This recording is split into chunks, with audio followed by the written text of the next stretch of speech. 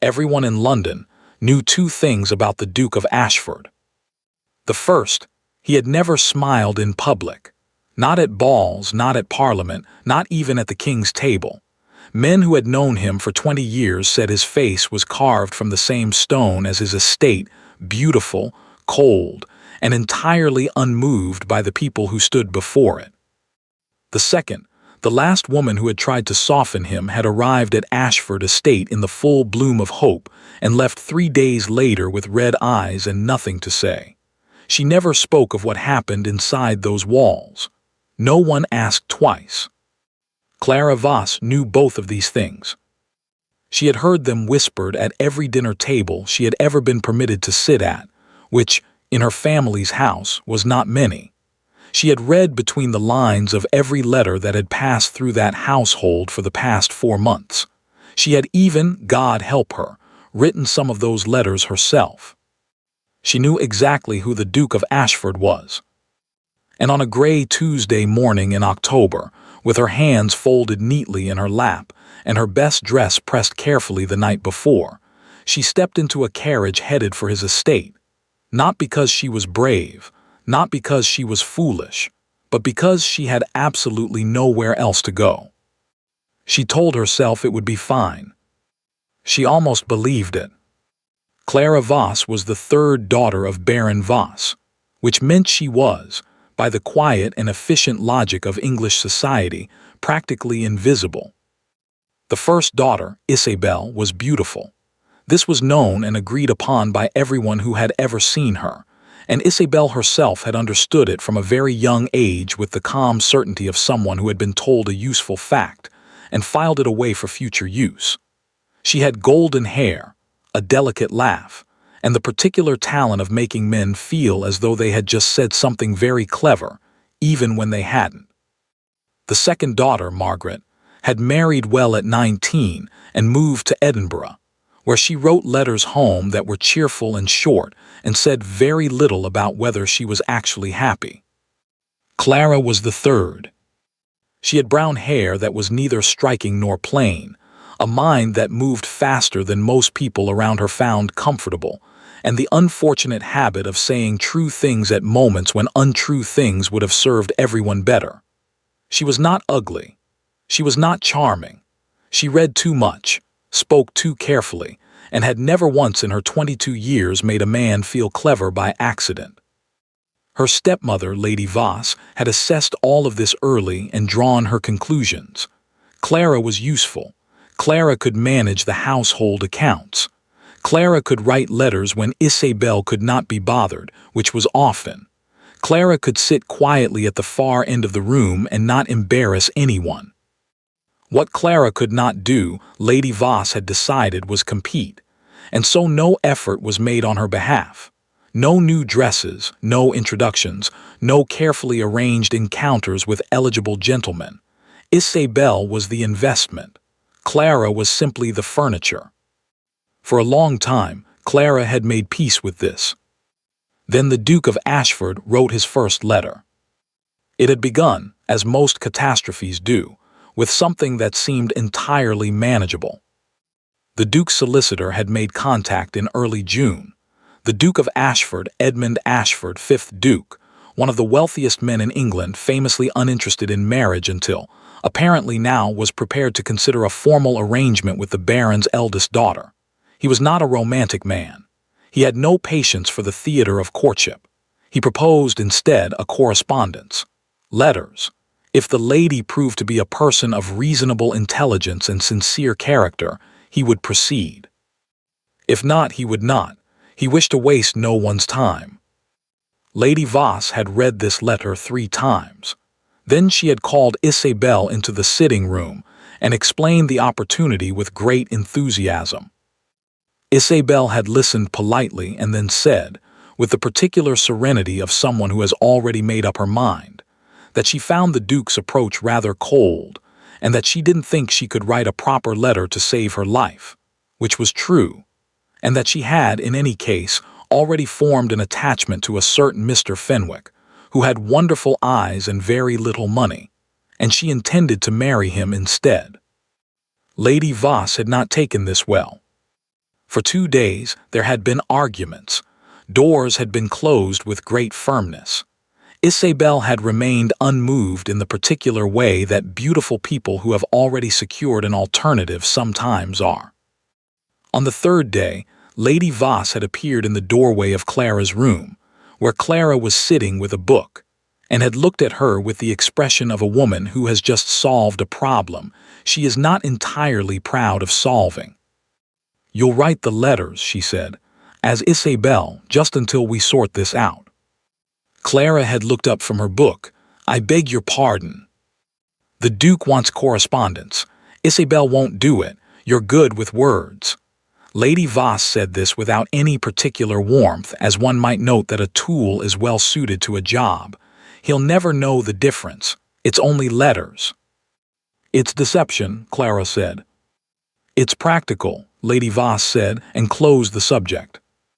Clara had written the first letter with every intention of making it dull enough that the Duke would lose interest within a fortnight. She had not counted on him writing back. His replies were not warm. They were not flowery. They did not contain a single line that could be called romantic by any reasonable definition. But they were sharp and honest, and occasionally, in the spaces between the formal language, unexpectedly dry. He had opinions. He expressed them without apology. He asked questions that assumed she had a mind worth answering him with. Clara, who had spent 22 years being treated as furniture, had found this rather difficult to resist. She had written back, then again, then again. By September, there were 11 letters. By October, she had stopped pretending she was writing as Isabel and was simply writing as herself, wearing Isabel's name like a coat she had borrowed and forgotten to return. She had told herself it was harmless. She had told herself she was only words on a page to him, nothing more. She had told herself a great many things.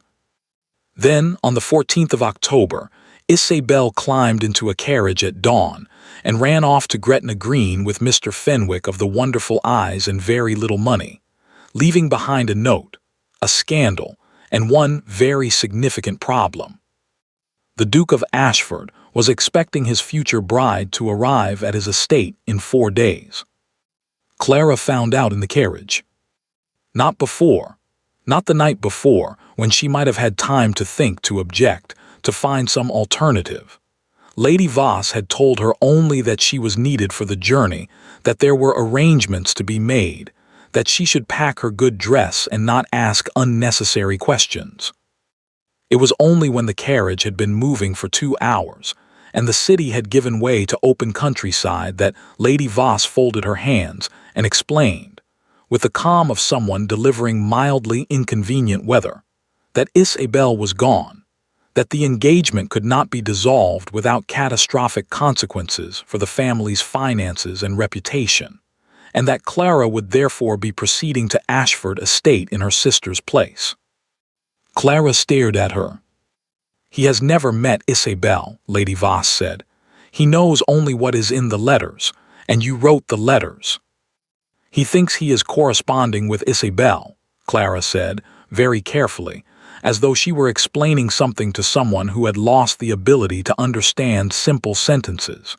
"He will be expecting Isabel." "He will be expecting a woman of intelligence and character," Lady Voss said, "which you are, so there is no problem."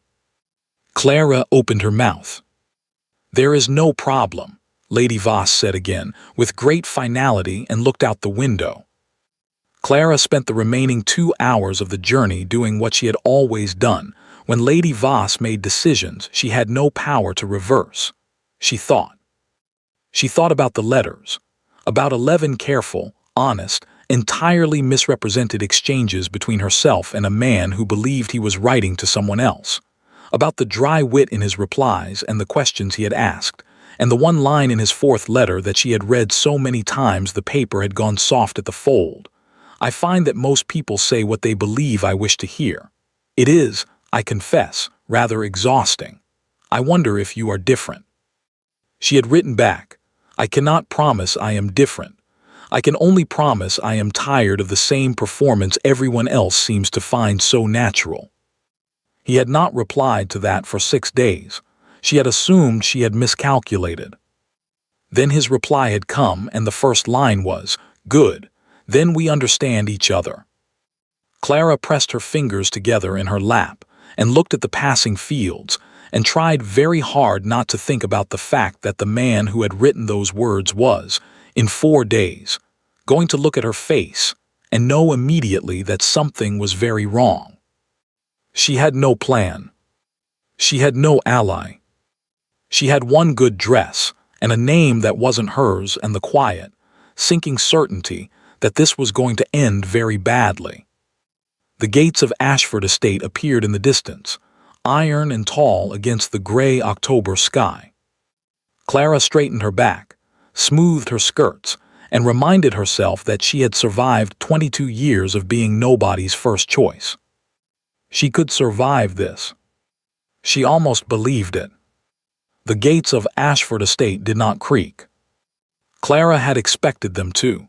Every estate in every story she had ever read had gates that announced themselves, iron hinges worn with age, a groan of metal that said asterisk, you are entering somewhere significant, somewhere old, somewhere that has seen better days and knows it. It was practically a requirement. Ashford's gates swung open in complete silence, as though they had been oiled that very morning, as though the estate itself was too disciplined to make unnecessary noise. She should have taken it as a warning.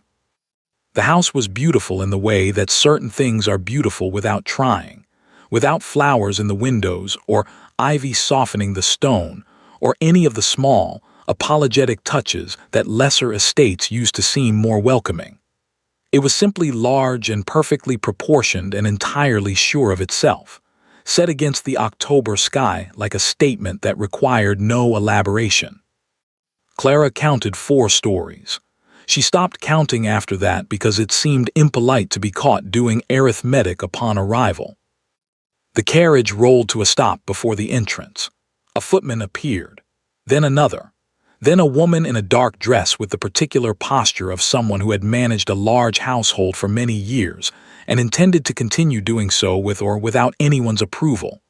The housekeeper, Clara guessed, a Mrs. Holt, whose name had appeared once in a letter as *a woman who will see to your comfort and who does not tolerate fuss, so please do not fuss. Clara had liked that line.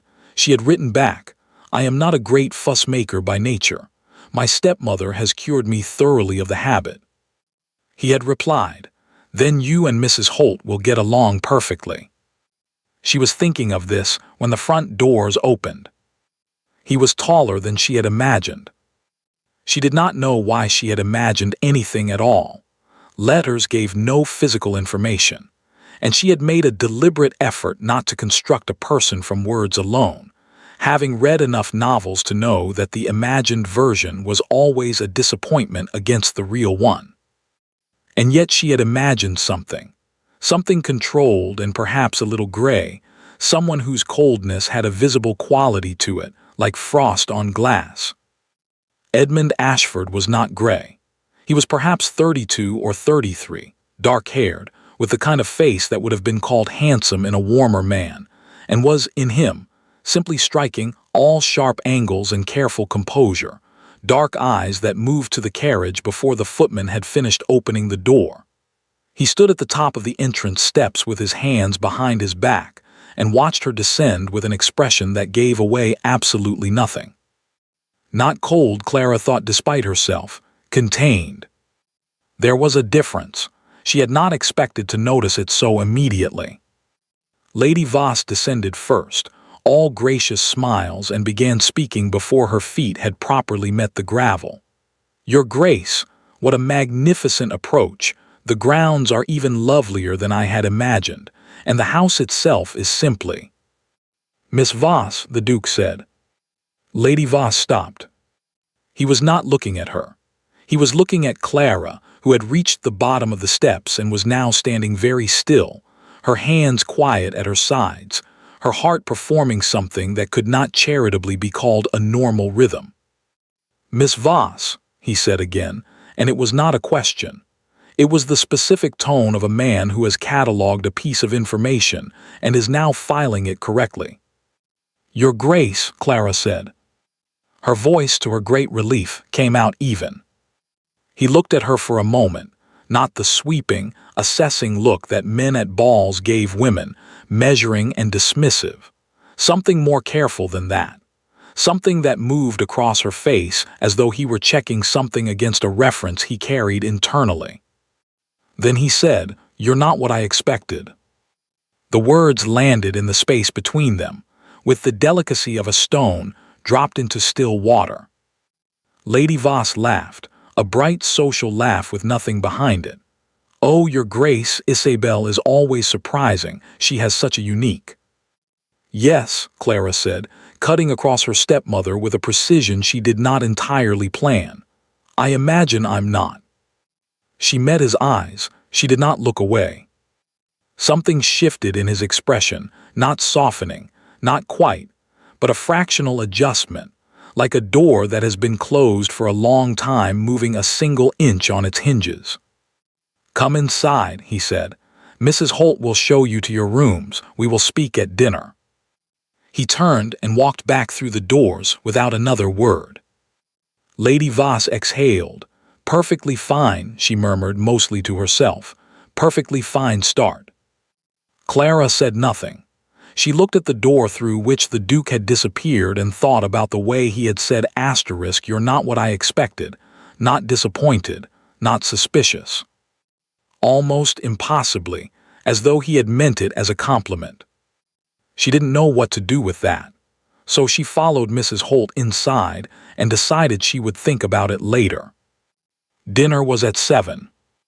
Clara spent the intervening hours in a room that was larger than the entire upper floor of her family's London house, with a fire that had been lit before she arrived, and a window that looked out over grounds that rolled away into the distance in a way that seemed faintly unreasonable. Someone had placed a small vase of late autumn flowers on the writing desk. Not roses, something simpler, white and unassuming. She sat at the desk and did not write anything. She thought about what she knew of Edmund Ashford from his letters. He was precise. He did not use two words when one would do, but the one word was always exactly right. He had strong opinions about the management of agricultural land, the failures of certain parliamentary committees, and the general dishonesty of people who said one thing in company and another in private. He had no patience for performance. He had, in his 6th letter, said something that she had turned over in her mind many times since. "I have found that most cruelty in this world is not committed by cruel people. It is committed by comfortable ones who find it easier not to look." She had thought about that line for 3 days. She had written back, "And do you look?" He had replied, after a pause of 4 days that she had spent in moderate anxiety, "I try to. I am not always certain I succeed." That was the letter she had reread the most. She arrived at dinner precisely on time, which she later understood was unusual. Most guests, Mrs. Holt told her afterward with careful neutrality, arrived several minutes late as a matter of social habit, the implication being that their time was valuable enough to spend on other things first. The Duke was already seated. He looked up when she entered. Something moved across his face, that same fractional adjustment, and he rose, which she had not expected, and waited until she had taken her seat before sitting again. Lady Voss was not present. She had claimed a headache which Clara suspected was tactical, an attempt to give the impression of a young woman presented alone, unguarded at her best. It was the kind of maneuver Lady Voss considered subtle. The Duke poured her wine himself, which seemed to surprise the footman standing nearby. "You're punctual," he said. "You mentioned in your—" She stopped, caught herself. "In your letters" was not something Isabel Voss should say with that particular familiarity. "I was told dinner was at 7. "It was. Most people treat that as a suggestion." "I don't find much use in suggestions," Clara said. If something is worth doing, it's worth doing at the indicated time. He was quiet for a moment, looking at his glass. You wrote something similar once, about appointments. Clara's heart did something she could not afford it to do. Did I? In your third letter, you said. He paused. The faintest line appeared between his brows, as though he were consulting a text he had memorized against his better judgment. You said that lateness was a form of dishonesty, that it implied your time was worth more than the other person's. She knew exactly what she had written. She had written it at 10:30 on a Tuesday night with a candle burning low, and she had almost crossed it out because it seemed too strong, too much like herself, and not enough like the gracious, charming Isabel she was supposed to be performing. She had not crossed it out. I remember, she said, which was true and also, under the circumstances, profoundly dangerous. He looked at her. Do you always mean what you write? The question was simple. The question was a cliff edge. I try to, she said, and heard the echo of his own words come back through her mouth, and watched something in his face go very still. He did not say anything for a moment. Then good. One word, the same word he had used in his reply to her fifth letter, when she had said something honest that she had expected to alarm him. Good. As though honesty, in his world, was rare enough to be worth marking. Clara looked down at her plate and told herself with great firmness that she was not moved by this, that she was in an impossible situation of someone else's making, that the man across the table had been deceived and would eventually know it and would, quite reasonably, never forgive her. She told herself all of this. It didn't help as much as she needed it to. After dinner, he walked her to the base of the staircase. Not a formal gesture, not quite, just a few steps in the same direction that somehow became an accompaniment. He stopped at the bottom step, and she turned to say good night, and found him looking at her with an expression she could not fully read. Miss Voss, he said. Your Grace. The letters, he said it simply, without preamble, watching her face. I had formed a certain impression. Her breath held itself. I find, he said, that the impression was not inaccurate. He said it as though it mattered, as though he had been waiting to find out, and the finding out had settled something. Then he nodded, a small, contained gesture, and walked back toward his study without another word. Clara stood at the bottom of the stairs for a moment longer than necessary. The impression was not inaccurate. He had formed his impression from her words, her thoughts, her honest and unguarded and entirely anonymous self, written under another woman's name in the small hours of the night. He thought he had been right about Isabel. He had been right about Clara.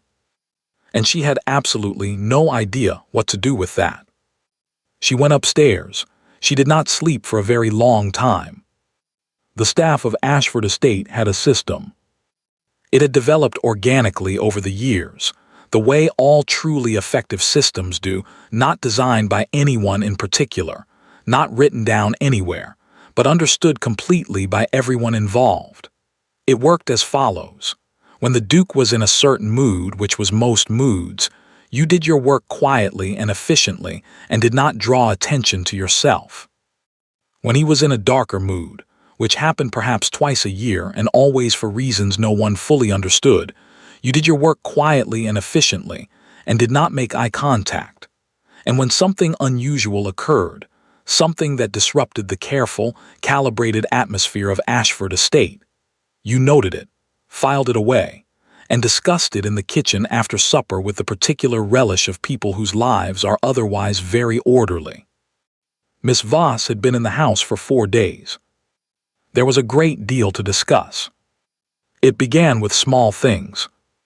The Duke took his morning coffee in his study, alone always. He had done this for 11 years without variation. On Miss Voss's second morning, Mrs. Holt had found her in the corridor outside the study at precisely 8:30, looking at a painting, a large, rather severe landscape that had hung there for decades, and that no guest had ever remarked upon. Mrs. Holt had asked if she required anything. Miss Voss had said no. She was simply looking at the painting, and then she had said, with the careful, observational tone of someone thinking out loud, that she found it interesting that whoever had chosen it had placed the human figure so far to the left of the frame, almost out of the picture entirely, as though the landscape itself was the subject, and the person merely an afterthought. Mrs. Holt had said she would pass that observation along. She had not expected to pass it along, but the Duke had appeared in the doorway of his study 30 seconds later with his coffee cup still in his hand, and he had looked at Miss Voss, and then at the painting, and then he had said, "My grandfather chose it. He believed that was the correct relationship between a man and his land." Miss Voss had considered this, and do you? "No," the Duke said, "I think it's rather lonely." Then he had gone back into his study. Mrs. Holt had filed this away and gone about her morning, with the expression of a woman who has witnessed something she cannot yet explain but fully intends to. On the third day, he joined her for breakfast. This had never happened before. Not with any guest, not with family, not with anyone. The Duke breakfasted alone. This was not a rule that had ever needed to be stated because it had never been tested. He simply appeared in the breakfast room at 7:30, where Clara was already seated with a cup of tea and a book she had borrowed from the library, and he sat down across from her without any explanation and poured himself coffee and said, "What are you reading?" Clara, who had not heard him come in, managed not to drop the book. "Gibbon," she said. "The Decline and Fall. I hope you don't mind, I found it on the 3rd shelf." "I mind very much," he said. "It's in the wrong place, it belongs on the 2nd shelf." She looked at him. "Chronological," he said, without looking up from his coffee. "The library is organized chronologically. Gibbon is 18th century, the 3rd shelf is 17th. "I see," Clara said. "I apologize for my vandalism." He looked up. Something moved at the very corner of his mouth. Not quite a smile, not anything that could be proven in a court of law, but something. "Don't do it again," he said. She returned the book to the correct shelf after breakfast. When she went back to the library the next morning, Gibbon had been replaced with Thucydides, which was also on the 2nd shelf, with a small slip of paper tucked inside the front cover that said only, "Earlier, and perhaps more relevant to your current situation. A**. She read it twice. She put it in her pocket. She did not examine too carefully why she put it in her pocket instead of leaving it behind. Lady Voss noticed. Of course she noticed. Lady Voss had the particular observational talent of someone who had spent years monitoring other people's advantages and calculating what they meant for her own position. She said nothing directly. She never said anything directly, but Clara caught her watching at dinner on the 4th evening, when the Duke had said something dry about the county's annual fox hunt, and Clara had replied without thinking, and they had gone back and forth for perhaps 3 minutes on the subject of whether tradition was an adequate justification for anything, while Lady Voss sat at the end of the table with a smile that did not reach her eyes. Later in the corridor, Lady Voss had taken Clara's arm with gentle firmness. "You're doing well," she said, in the tone she reserved for moments when she meant something different from what she was saying. "Thank you," Clara said carefully. "Don't do too well," Lady Voss said, and patted her arm and walked away. Clara stood in the corridor and translated this, which did not take long. "Don't become the story. You are a placeholder. You are buying time until I find a better solution. Do not forget what you are here." She went to her room and sat by the window for a long time, watching the grounds go dark. She was not a placeholder, she knew that. She also knew that knowing it changed nothing. The staff, meanwhile, had progressed from noting to actively discussing. Thomas, the Duke's valet of 7 years, had reported to the kitchen that His Grace had asked, entirely without context, whether Miss Voss had mentioned finding her rooms comfortable. This was unprecedented. His Grace had never in 7 years asked about a guest's comfort. He addressed practical matters. Comfort was Mrs. Holt's domain, and he left it there without encroachment. Mrs. Holt herself had noted that the Duke had walked past the morning room twice on Tuesday without entering, which she would not have remarked upon except that she had seen him do the same thing on Monday, and on both occasions Miss Voss had been inside. "He's working up to something," said Annie, the upstairs maid, with the authority of someone who has read a great many more novels than anyone suspects. "He's being polite," said Thomas, with the skepticism of someone who has known the Duke for 7 years and is not entirely sure he recognizes this behavior. "When," said Mrs. Holt with great finality, "has His Grace ever been simply polite?" Nobody had an answer for that. It was on the 5th evening that Clara understood something she had been carefully avoiding understanding.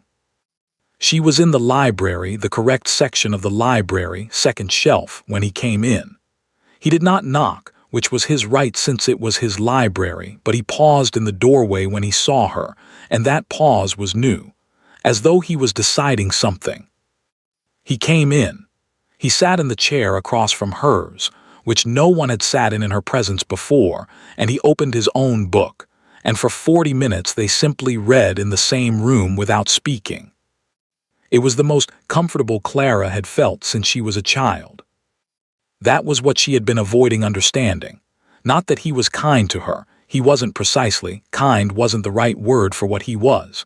He was present with her, fully, completely, without the distracted half-attention that most people offered and called consideration. When he spoke to her, he meant it.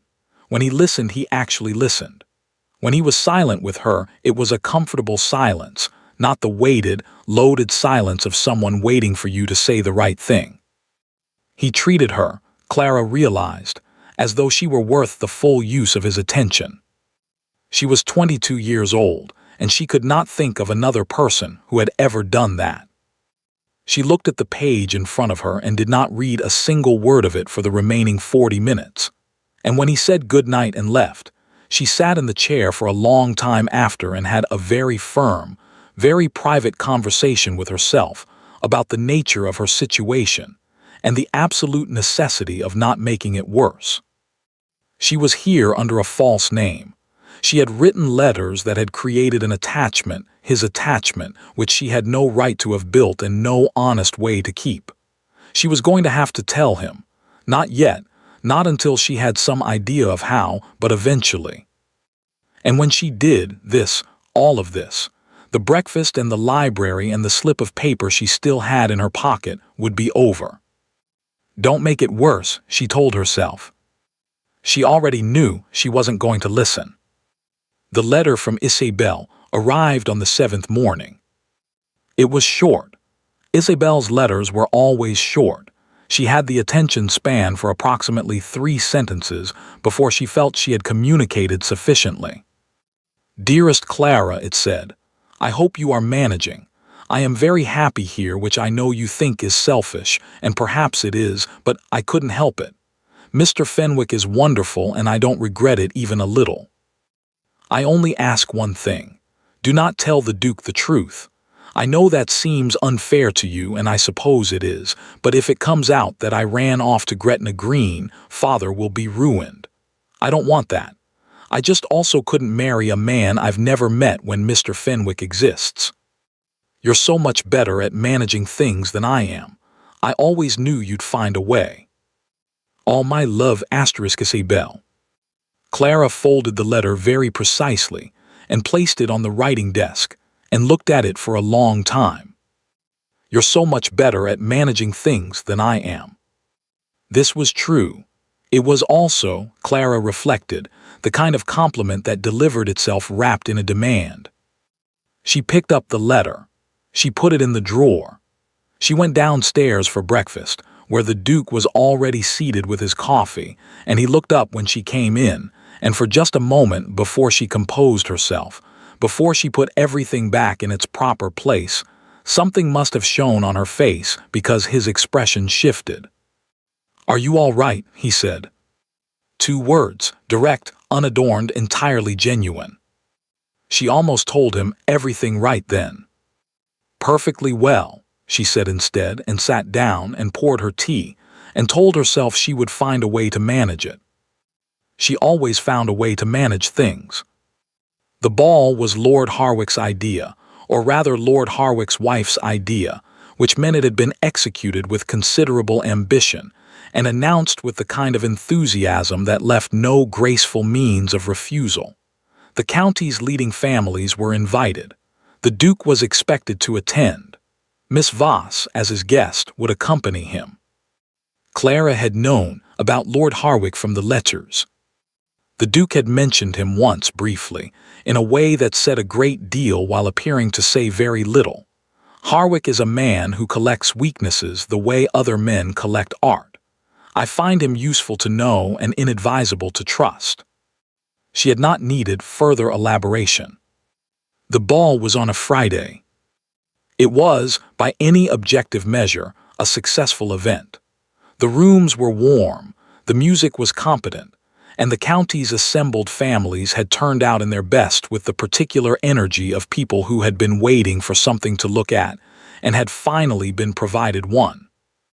What they were looking at, Clara understood within the first 10 minutes, was her. Not unkindly, most of them. Curiosity, primarily. The Duke of Ashford, notoriously unattached, had arrived with a young woman, and that young woman was being assessed with the efficient thoroughness of people who considered social information a form of currency. She felt the assessments moving across her like weather. She kept her spine straight and her expression pleasant and told herself she had survived drawing rooms before. The Duke stayed near her. Not attached to her side, he was not demonstrative. She already knew that, but present, within a certain radius, in a way that she gradually understood was not accidental. She was talking to a Mrs. Alderton, a pleasant woman of perhaps 50 who had known the Duke's mother, when Lord Harwick appeared. He was a large man, not in height but in presence, the kind of man who took up more space than his physical dimensions required. He had a broad smile and small, bright eyes that moved too quickly, cataloging things. "Miss Voss," he said with great warmth, "what a pleasure. We have heard so much about you." "You are too kind," Clara said. "Not at all," he smiled. "Tell me your family is in Wiltshire, is that right? The Voss estate. I believe I knew your father some years ago, and your sister, the eldest girl, Isabel, wasn't it? I thought she was," he paused, with the particular deliberateness of someone who has not paused by accident. "I thought she was the one who was expected here." The room didn't go quiet. It was too large for that, the music still playing, 20 conversations still running. But in the small circle around them something shifted. Mrs. Alderton looked at her gloves. Clara looked at Lord Harwick and understood, with complete clarity, that he knew exactly what he was doing. This was not a social misstep. This was a very small, very precise blade, inserted in a public place where she could not react without drawing more attention than the wound itself. She opened her mouth. "Harwick." The Duke's voice came from approximately 1 step behind her left shoulder. She had not heard him approach. She did not turn around immediately, because she was watching Lord Harwick's face, and she wanted to see what it did. What it did was adjust. A recalculation, fast and smooth, the smile remaining but its quality changing, less sharp, more careful. "Ashford," Lord Harwick said, with undiminished warmth. "I was just getting acquainted with your charming." "I heard you," the Duke said. 3 words, quiet enough that only their small circle could hear them, carrying, somehow, the absolute weight of a man who has said what he intended and requires no elaboration. Lord Harwick laughed, a social laugh, easy and practiced. "I meant no offense, of course, simply making conversation." "Of course," the Duke said, "if you'll excuse us." It was not a question. It was not quite a dismissal, too quiet for that, too controlled. But Lord Harwick found, somehow, that he was no longer part of the conversation, and that there was nothing he could gracefully do about it. The Duke moved to Clara's side, not taking her arm, not quite, but placing himself in a way that was unmistakably deliberate. Mrs. Alderton, with the excellent instincts of a woman who had navigated 50 years of social situations, began talking about the music. Later, when the carriages were being called and the evening was unwinding, Clara found herself standing near the door with the Duke, waiting for their coats. The room was thinning. The music had stopped. Around them, people were engaged in the busy, cheerful business of departure. "You didn't need to do that," she said quietly. "I know," he said. She looked at him. He was watching the room, not her, with that same contained expression she had been learning to read at the edges. "Harwick enjoys finding soft places in people," he said. "He has made a considerable study of it."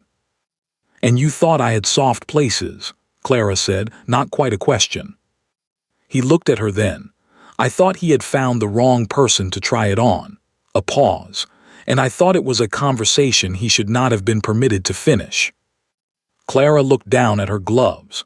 There was something sitting in her chest that she was having increasing difficulty categorizing. "Thank you," she said. "Don't thank me," he said, with a finality that wasn't cold exactly, but that closed the subject in a way that said he hadn't done it for thanks, hadn't done it to be owed anything, had done it simply because it was what he thought should be done. She thought about Isabel's letter in the drawer upstairs, about the name she was wearing that wasn't hers, about the 7 letters she had written under a false identity to a man who had, apparently, stored them well enough to quote them back to her over dinner. She thought about what he had said in the library, the very first day, words she hadn't been able to set down since. I find that the impression was not inaccurate. The carriage came.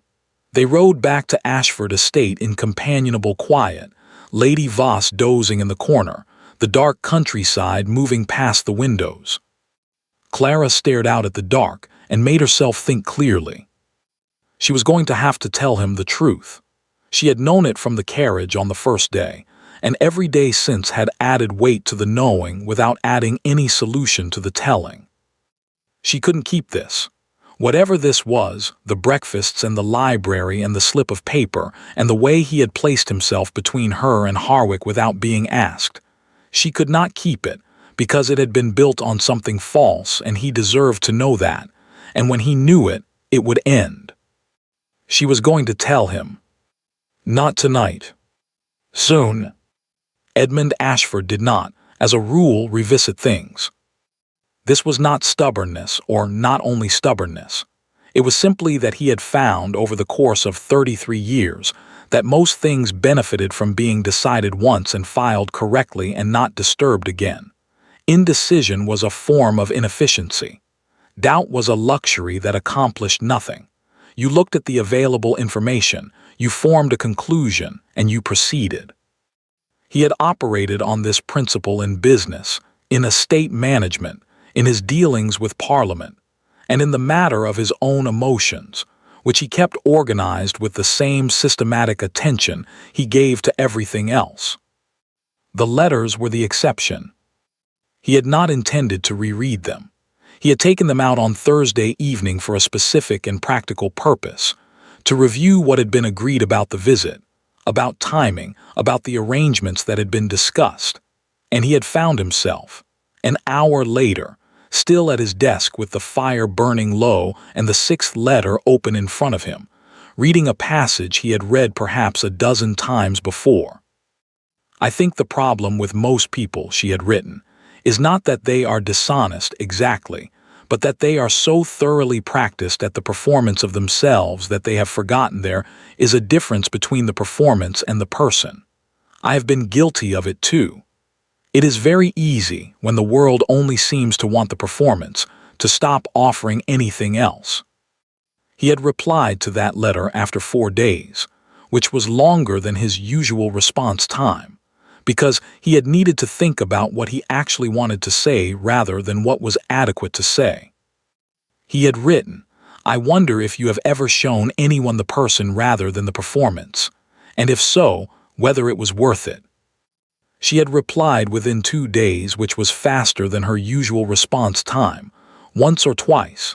It wasn't particularly. But I find I can't stop trying, which is either optimism or stupidity, and I haven't decided which. He looked at that line now, and thought about the woman who had arrived at his estate 8 days ago with her hands folded in her lap, and her spine very straight and her eyes, brown, direct, entirely unafraid of looking at things, taking in his house with the calm attention of someone cataloging information rather than performing impressedness. He thought about the painting.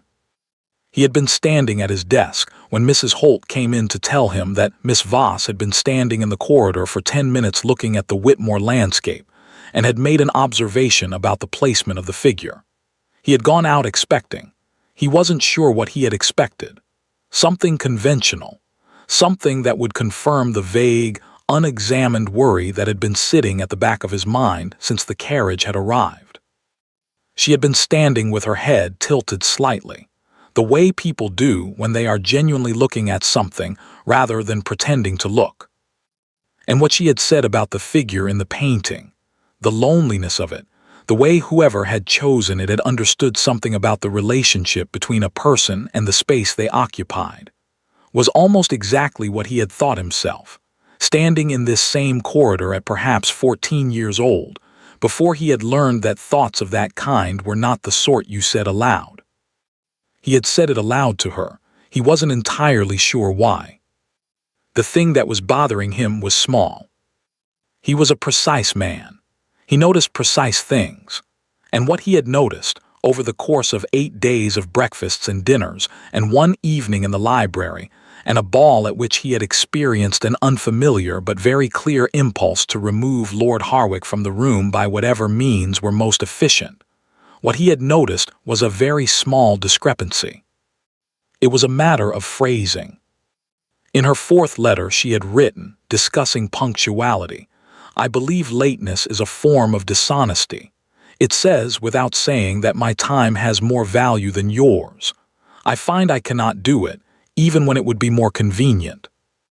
At dinner on her first evening he had asked, not directly, he didn't ask things directly unless necessary about her punctuality, framing it as an observation. And she had said, "I don't find much use in suggestions. If something is worth doing, it's worth doing at the indicated time." Different words, same thought. The same precise, organized moral logic, arriving at the same conclusion from the same internal architecture. That was not what was bothering him. What was bothering him was the 3rd evening, in the library, when he had said, he had not meant to say it, it had simply come out, the way things sometimes did in rooms with low firelight and no audience. I find that most people, when they are in a room with someone, are also somehow not quite there, as though they are saving the better part of themselves for a more important occasion. And she had looked up from her book and said, without any pause, "And then the more important occasion never comes, and they have spent their whole life being half present in all of it." He had not replied. He had gone back to his book. But later, going back through the letters, he had not meant to go back. He had simply found himself doing it. He had found the 9th letter, which he had read many times, in which she had written, "I sometimes think the greatest waste in the world is not money or time but attention. People hoard it for occasions that deserve it, and spend their whole lives waiting, and the occasions never come, and they die having been fully present for nothing at all." Same thought, same rhythm, same voice making its way through 2 different channels toward the same place. He sat at his desk for a long time. He was a man who proceeded from evidence to conclusion without sentimentality. The evidence was sitting in front of him in 11 letters and 8 days of observation, and the conclusion it was pointing toward was one that he needed to approach carefully, because it was the kind of conclusion that, once reached, could not be unreached. He picked up the 9th letter, he read it again, he put it down. He did not sleep well that night, which was unusual. He was, as a rule, an excellent sleeper. He did not say anything to her the next day, or the day after. He watched instead, with the patience of a man who has learned that observation is more reliable than interrogation. He watched the way she spoke, precise, unadorned, occasionally dry in a way that caught him off guard even when he was expecting it. He watched the way she listened, which was completely, without the restless quality that most people had when they were waiting for their turn to speak. He watched the way she moved through his house, which was not tentative. She had stopped being tentative after approximately the second day, but also not presumptuous. She occupied the space she had been offered without encroaching on the space she hadn't.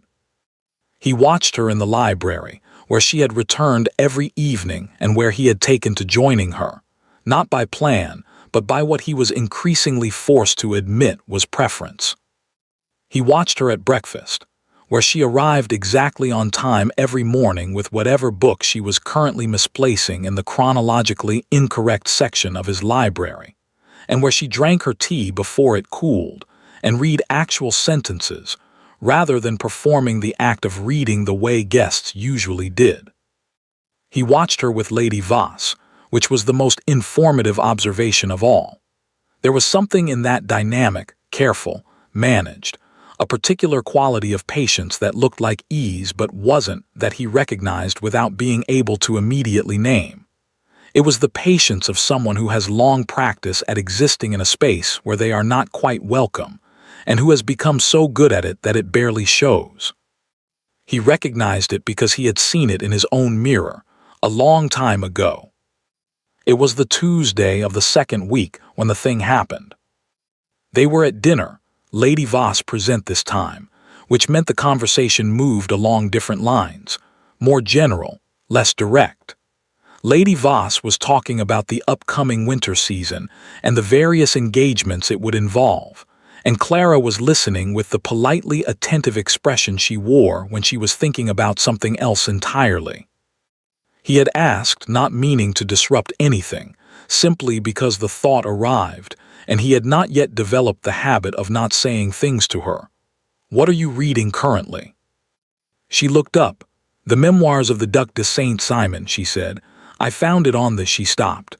A brief pause, very small, quickly controlled. "The second shelf." 17th century French court, he said. "An unusual choice." "I find courts instructive," she said. "The mechanisms are always the same. The costumes change." Lady Voss laughed, social and light. "Clara has always had a great fondness for history. As a girl she was always—" She stopped. It was a very small stop, less than a second, the kind of stop that no one noticed. Except that he noticed. "Clara," Lady Voss continued smoothly, "something about books and education and the value of a well-rounded mind." And the conversation moved on. And Clara, Miss Voss, the woman across the table whose name he had believed until approximately 30 seconds ago to be Isabelle, picked up her wine and took a careful sip and did not look at him. He looked at her. She did not look back. He returned his attention to his plate and finished his dinner, and contributed 3 or 4 sentences to the remainder of the conversation, all of them adequate, and none of them about the thing that was now sitting very quietly in the center of his mind like a key that has just found its lock. Clara, not Isabelle. He thought about the letters. He thought about the painting and the library and the 11 evenings' worth of dinner conversation, and the woman who had written "I cannot promise I am different. I can only promise I am tired of the same performance everyone else finds so natural." He thought about the slip of paper he had put in the Thucydides, and the fact that she had kept it. He had noticed the following day that it was gone from the book, which meant she had taken it with her, which meant. He set down his fork with great precision. He was not angry. He recognized this was perhaps the more surprising fact of the evening, and he turned it over carefully to examine it from all sides. He should be angry. He had been deceived, systematically, deliberately, over the course of 4 months and 11 letters, by a woman who had signed another name to words that were entirely her own. He should be angry. He was not. What he was, sitting at the head of his dinner table with the candlelight moving across the face of a woman who was watching her plate with the careful composure of someone waiting for a verdict, was something he didn't have a precise word for. It sat in his chest with a weight that was not unpleasant, which seemed medically improbable under the circumstances. He picked his fork back up. He ate the remainder of his dinner. He said good night at the appropriate moment and walked to his study and closed the door. He sat at his desk. He did not take out the letters. He didn't need to. He had read them enough times that he knew what they said, and he knew, with the certainty of a man who proceeds from evidence to conclusion, what they meant. He had not been corresponding with Isabel Voss. He had been corresponding with Clara Voss, who had written 11 letters under her sister's name and said true things in all of them, and had arrived at his house 8 days ago under false pretenses, and had been, nonetheless, exactly who she had presented herself to be in every word she had ever written. The performance and the person, she had written about that. He thought there was a particular irony in the fact that the only dishonest thing she had done was write honest letters under a dishonest name. He thought about what she must be carrying, the weight of it, the knowing, the waiting, the impossibility of the position. He thought about the way she had looked up when Lady Voss said her name, that fraction of a second before she controlled her expression. He thought about the quiet steadiness with which she had been managing, every day, something that would have broken a person with less backbone entirely. He sat at his desk for a long time. Then he did something he had not done in several years, which was make a decision based not on practical considerations, but on something considerably less structured than that. He took out a piece of paper. He wrote 4 words. He folded it, wrote her name on the outside, her real name, Miss Clara Voss, without hesitation, without performance, and rang for Thomas. "See that Miss Voss receives this in the morning," he said, "before breakfast." Thomas took the note with the carefully neutral expression of a valet who has opinions and knows better than to have them out loud. "Yes, Your Grace." He went to bed. He slept this time without difficulty. Clara found the note when she woke. It had been slipped under her door sometime in the early morning, a small folded square with her name on the outside written in handwriting she recognized from 11 replies, precise, unhurried, each letter exactly what it needed to be and nothing more. She sat on the edge of her bed in the gray morning light and held it for a moment before she opened it. She had known, sitting at dinner last night, the moment Lady Voss had said her name. She had felt it like a cold hand placed flat against her back, the awareness that something had shifted, that the air in the room had changed, that the Duke had gone very still in the particular way he went still when he was processing something rather than simply waiting. She had not looked at him. She had not been able to look at him. She had gone to bed expecting to not sleep, and had been correct. She unfolded the note. 4 words. "Did you mean it?" She stared at them. No preamble, no accusation, no explanation of what he knew or how he knew it or what he intended to do with the knowledge. Just 4 words that reached past every layer of the situation, the false name and the family scandal and the impossible position and all of it, and asked the only question that had ever actually mattered. The letters, did she mean them? Her hands were not entirely steady. She got up. She sat at the writing desk. She took out paper and she picked up her pen and she wrote back, not as Isabel, not as anyone's useful third daughter, not as a woman managing an impossible situation, but as herself completely, for the first time in longer than she could remember. She wrote for 20 minutes without stopping. She folded the reply. She wrote his name on the outside. She rang for a maid. Then she sat very still in the morning quiet and waited to find out what came next. The reply came back within the hour. Not a note this time. A knock at the library door at 9:30, and when Clara opened it, It was not a maid or a footman but the Duke himself, still in his morning coat, with the particular quality of someone who has made a decision and is not going to spend any more time making it. He looked at her for a moment. "Come and have coffee," he said. Not a question, not quite a command. The tone of a man who has decided that the most sensible next step is a cup of coffee and is simply communicating this fact. Clara looked at him, at the 4 words she had spent half the night dreading and half the night hoping for, now standing in her doorway in a morning coat, and said, "All right." They went to his study, which she had not been in before. It was a room that looked like him, which she supposed was inevitable. Large, ordered, every surface serving a purpose. Books that were actually read rather than decoratively arranged. A desk that had work on it, real work, papers and correspondence, and the visible evidence of a man who ran a substantial estate with genuine attention. A fire already lit. 2 chairs positioned before it with the unconscious efficiency of someone who had simply moved the second chair to where it needed to be without making an event of it. He poured the coffee himself. He handed her a cup. He sat. She sat. For a moment, neither of them said anything, which should have been uncomfortable and was not. "You wrote 20 minutes worth of reply," he said, "to a 4-word question." "I had a great deal to say," Clara said.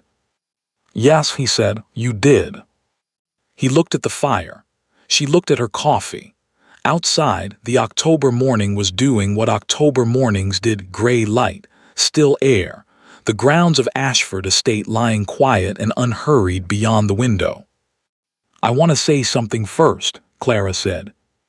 He waited. "I'm not going to ask you not to be angry. You have every right to be angry, and if you are, that is entirely reasonable, and I won't attempt to argue you out of it." She kept her voice even.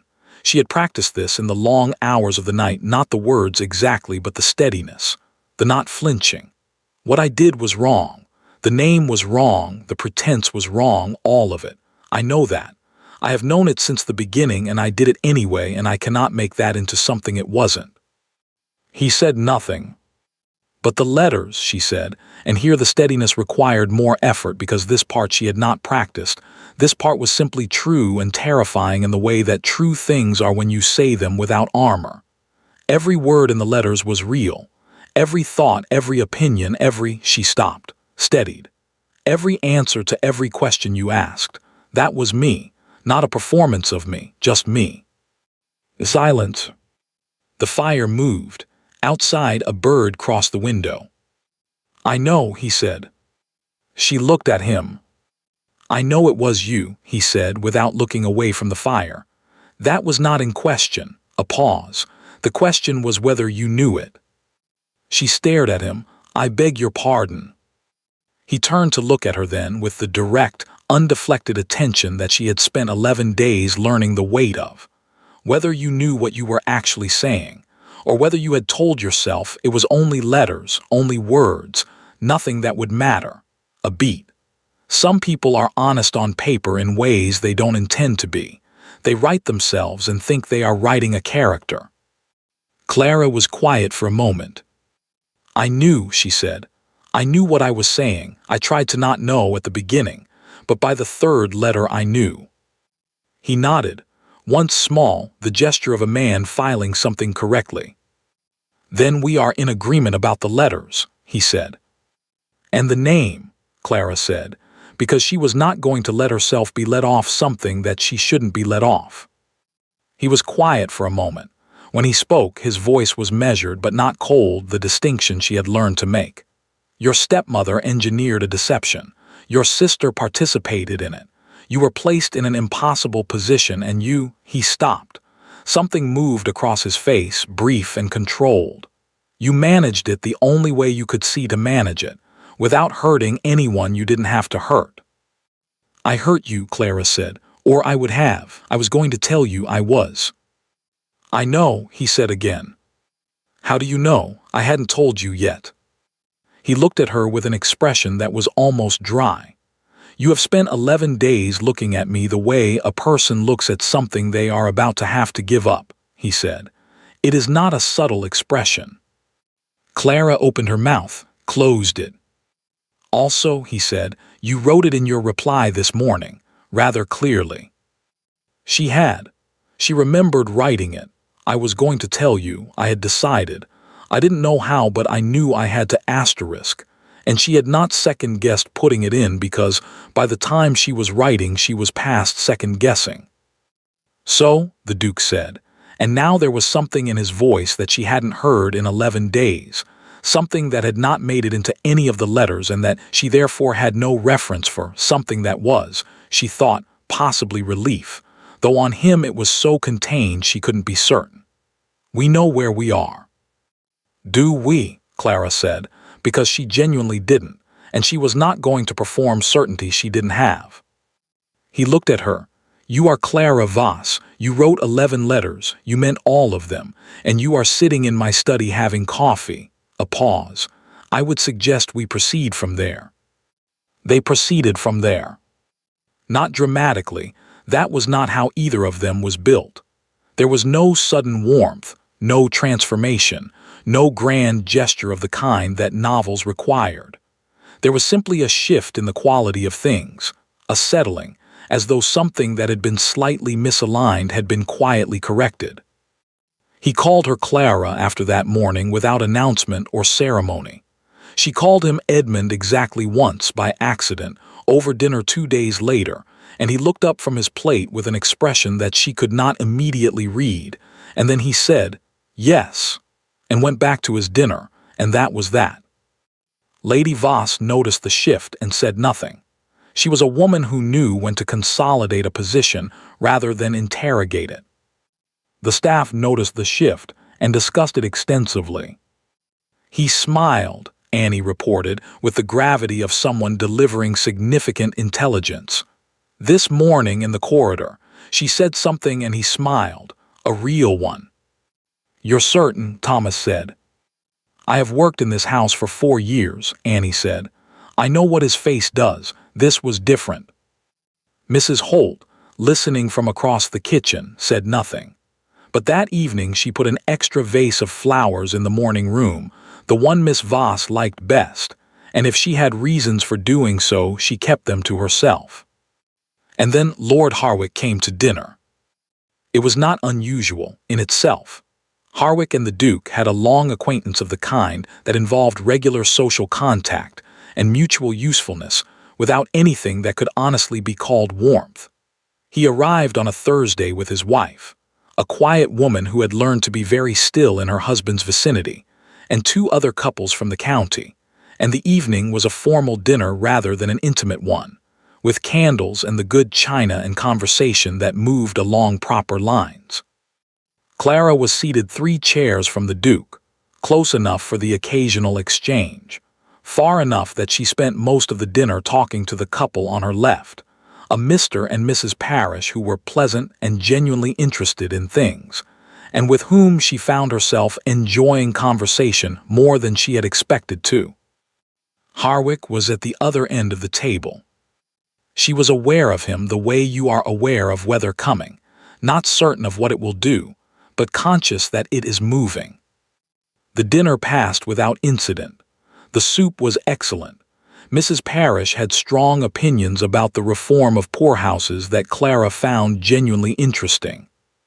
The Duke caught her eye once across the table with an expression that communicated, with the efficiency of someone who has had considerable practice at saying things without saying them, that the Bordeaux was acceptable but the claret would have been better, which was a very specific piece of communication to convey across a dinner table, and which she understood completely, which perhaps said something about the 2 of them. It was in the drawing-room after dinner, when the party had separated in the usual way, men in one direction, women in another, the conversations branching, that it happened. Clara was talking with Mrs. Parrish and Mrs. Harwick, the latter contributing very little but listening with careful attention, when Lord Harwick entered the drawing-room earlier than the other men, alone, moving through the room with the ease of someone who has decided where he is going. He came to stand near their small group. He accepted a cup of tea that he did not drink. He made several minutes of conversation about the autumn, the roads, the general state of the county's social season, all of it effortless, all of it irrelevant. Then he turned to Clara with his broad smile and his quick, bright, cataloging eyes, and he said pleasantly, in the voice of a man who has something to say and has been saving it, "I had occasion to be in London last week. I happened to encounter an acquaintance of yours, a Mr. Fenwick, I believe, recently married." The drawing room was not large. Mrs. Parrish was right beside her. Two other women had drifted into earshot. Clara said nothing. "Charming man," Harwick continued, with the relentless momentum of a man who has started something and intends to finish it. "His wife, your sister, I understand.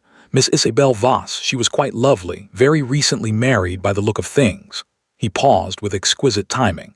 "I confess I was rather surprised, given that Miss Isabel was my understanding of who." He looked at Clara with wide, innocent eyes. "But I must be confused, forgive me. You are Miss Isabel Voss, aren't you?" The room had gone quiet. Not entirely quiet, there were other conversations happening elsewhere. The clock was ticking, the fire was going. But in their corner, in the particular radius that Harwick had been constructing all evening, it was very quiet. Mrs. Parrish looked at Clara.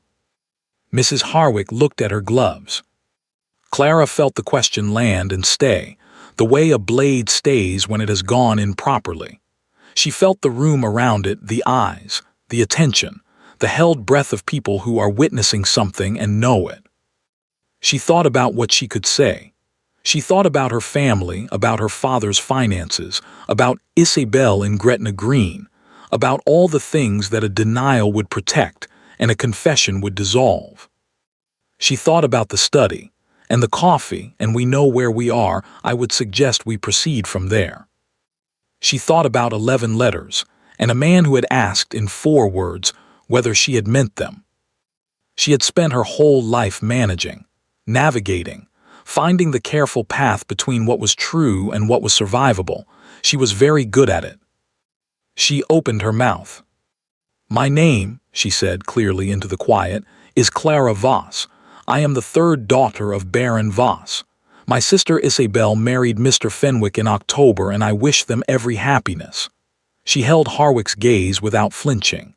"I came to Ashford Estate in my sister's place, under circumstances that were not of my choosing. The Duke is aware of this." Not all of it, not the letters, not the deception, not the months of pretense, but the essential fact, spoken plainly in public, without evasion. The silence stretched. Harwick's smile had not moved, but his eyes had changed, a small recalculation, the look of a man who had been ready for a different kind of reaction and is adjusting. "Well," he said pleasantly, "how very?" "Harwick." The Duke was in the doorway. Clara did not know how long he had been there. She did not know how much he had heard. She knew only that he was standing very still in that particular way, and that his eyes were on Harwick with an expression that was not cold exactly but was entirely without warmth, which in him amounted to the same thing. The room rearranged itself around him, the way rooms did when someone with sufficient authority entered them and made clear, without words, that the prevailing dynamic was about to change. "I believe," the Duke said into the silence, "that I heard Miss Voss correctly." Not a question, a statement of fact, a line drawn with great precision in a public place. Harwick spread his hands. "Of course I meant no." "I know what you meant," the Duke said, quiet, carrying, the voice of a man who has no interest in pretending otherwise. "The evening is getting late. I believe your carriage is ready." It was barely 9 o'clock. Harwick looked at him. The Duke looked back with the specific quality of someone who has the higher ground and is not going to pretend otherwise out of politeness. Harwick laughed, short, social, the laugh of a man accepting a loss without appearing to. "Of course. Eliza," he looked at his wife, who was already setting down her teacup with the practiced efficiency of someone who has done this before. "A wonderful evening, Ashford, Miss Voss." He inclined his head to Clara with a smile that meant nothing at all. A pleasure. He left. The room exhaled. Mrs. Parrish beside Clara said quietly, "Well, that was briskly handled." Clara said nothing. She was looking at the Duke, who was now speaking to Mr. Parrish with the composed ease of a host who has tidied a small disruption and is moving on, and who had not looked at her since entering the room. The other guests left at 10:30. Lady Voss went upstairs with her customary headache, which Clara suspected was, this time, genuine. The house settled. The fire in the drawing room was still going. Clara was sitting beside it, not because she had decided to sit there, exactly, but because her legs had stopped being willing to take her anywhere else, and this chair had been available. She heard his footstep in the doorway. She didn't turn around. He came into the room. He sat in the chair across from hers, the library chair, the study chair, the chair he consistently chose, the one that faced her, and he said nothing for a moment. "You told them," he said. "Yes. You didn't have to." "I know." A pause fired the clock. "Clara," he said, and the way he said it, her name, her real name, without effort or ceremony, as though it had always been the obvious word, did something to her chest that she was not going to examine right now. What Harwick did tonight was my fault, she said. At the origin, it was my fault. It was not your fault. I perpetuated.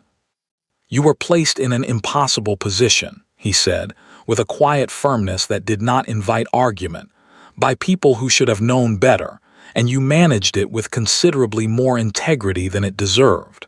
A beat. You told the truth tonight in a room full of people when you did not have to, and when it cost you something to do it. It cost you more, Clara said. Your reputation, My reputation, he said, is not your responsibility. She looked at him, he looked back.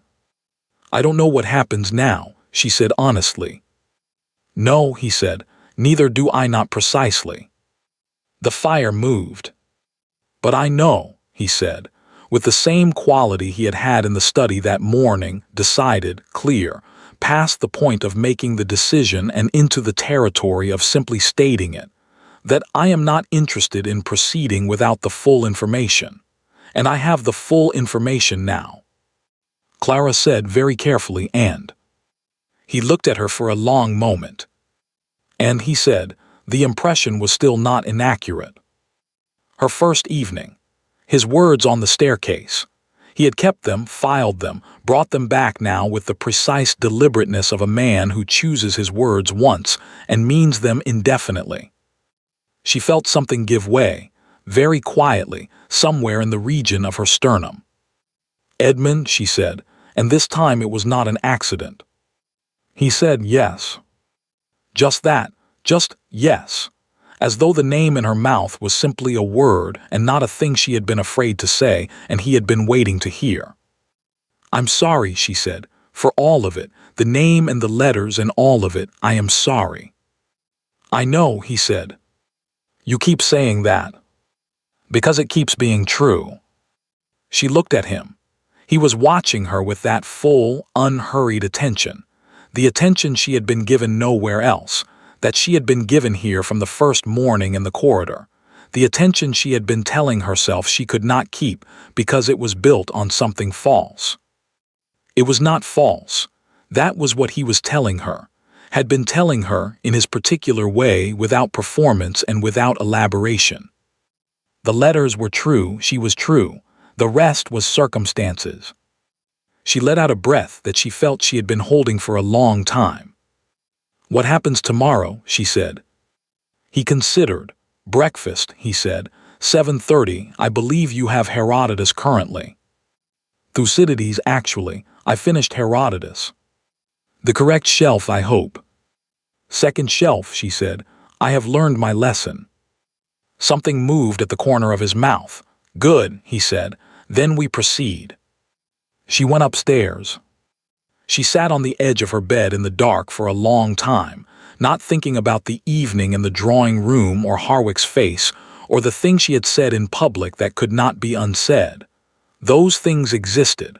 They would have consequences. She would deal with them. She was thinking about the impression was still not inaccurate, asterisk, and we proceed. And the specific quality of a man saying asterisk yes, when you say his name as though it is simply the natural response to a natural thing. She thought about Isabel's letter in the drawer. She thought about what Isabel had written, "You're so much better at managing things than I am." And she thought that managing things was perhaps not actually the point, that managing things was what you did when the real thing wasn't available, and that somewhere in the last 11 days she had stopped managing and started simply being somewhere, actually being there, fully present, which she had not been in longer than she could accurately say. She thought about what she had written to him at 10:30 that morning, the 20 minutes of unguarded, unhurried, completely honest reply to 4 words. She thought about the fact that she had not, in any of it, been afraid. She got into bed. She slept this time without difficulty. The morning after the dinner, Ashford Estate was very quiet. Not the quiet of tension, not the held-breath stillness of a house waiting for something to break. The ordinary quiet of a well-run place going about its business, fires lit, breakfast laid, the grounds emerging from the November mist with the unhurried patience of things that have been here long enough not to be rushed by weather. Clara came down at 7:30. The Duke was already there. They had breakfast. She was reading Thucydides. He was reviewing correspondence. At one point he said, without looking up from his papers, "There is an error in your assessment of the Sicilian expedition, incidentally, from Tuesday." Clara looked up. "I haven't said anything about the Sicilian expedition." "You will," he said. "You're on book 6. She looked at him for a moment. "You've been tracking my progress." "The books move on the shelf," he said, still not looking up. "I notice things." She went back to Thucydides. He went back to his correspondence. It was, Clara thought, a perfectly ordinary morning. She did not examine this too carefully. She had learned, in the past 2 weeks, that examining things too carefully in Edmund Ashford's vicinity tended to produce feelings she had not budgeted time for.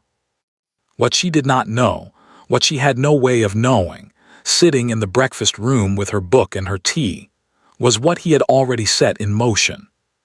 He had not slept badly after the dinner.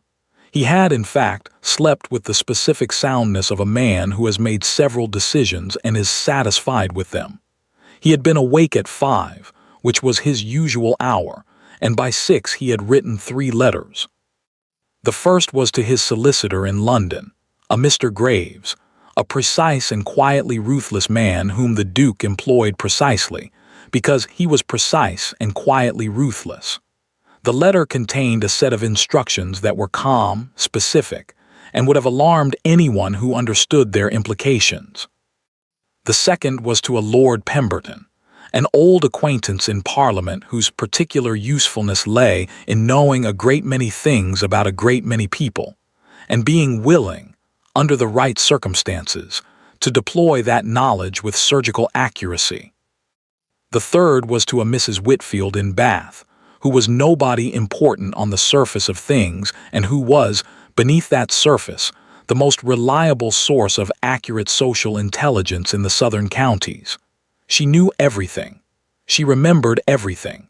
And she owed the Duke a favor of the kind that did not expire. He sealed all 3 letters before breakfast and gave them to Thomas with instructions that they were to be dispatched by 8 o'clock. Thomas took them with the carefully neutral expression he had been perfecting for 7 years and said, "Anything else, Your Grace?" "Not yet," the Duke said. The replies began arriving within 48 hours, because the Duke's correspondence had a way of being treated as urgent by the people who received it. Mr. Graves wrote back first. His letter was 3 pages, dense with information, and it confirmed several things the Duke had suspected and revealed 2 things he had not known, one of which was worse than he had anticipated, and one of which was, in its own way, clarifying.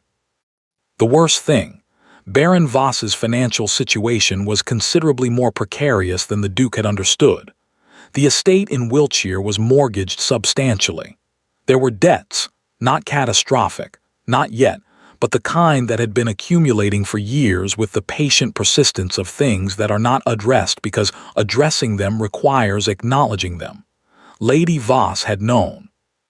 She had, in fact, been managing the situation for some time, with the particular competence of a woman who understands that her own comfort depends on the management.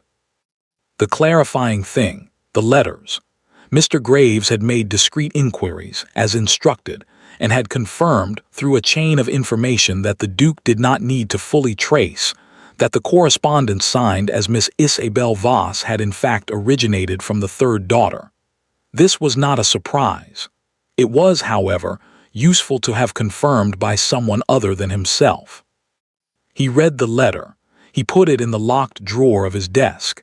He sat for a moment with his hands flat on the surface. Clara had known, when she started writing, that her family's situation was precarious. She had known what was at stake. She had written 11 honest letters under a false name, knowing that the whole structure could collapse at any moment and take her family's finances with it. And she had still, in the 9th letter, written about the waste of being half present in your own life. Still, in the 5th letter, disagreed with him about agricultural reform with the calm confidence of someone who had read the relevant reports and formed her own conclusions and was not going to pretend otherwise to manage his feelings. She had not managed his feelings once in 11 letters. He found this, examined from this angle, rather remarkable. Lord Pemberton's reply arrived on the 2nd day. It was shorter than Graves's letter and more pointed, which was Pemberton's way. He had, as requested, looked into Lord Harwick. What he found was not surprising to anyone who had known Harwick long enough. The man collected information the way others collected debt, not because he needed it immediately, but because he understood its future value. He had known about Isabel Voss's elopement for some time. He had known about Clara's presence at Ashford Estate. He had waited with considerable patience for the right moment and the right audience. The question, Pemberton wrote, is what he intends to do with the remainder of what he knows, which based on my inquiries is rather more than he deployed at your dinner table. I would suggest moving before he does. I can arrange a conversation if you wish, the kind he would find clarifying. The Duke wrote back, yes, arrange it. He was not a vindictive man. He wanted to be clear about that, even in his own accounting of it. This was not vindictiveness. This was simply the recognition that Harwick had aimed at Clara in a room full of people, and that the appropriate response to that was to remove, quietly and permanently, his ability to aim at her again. He was very calm about it. Mrs. Whitfield's reply was the last to arrive, and the most interesting. She had, as always, exceeded the brief. He had asked about the Voss family's standing, and she had given him that concisely and accurately. But she had also, because she understood that information was most useful in context, given him something he hadn't asked for.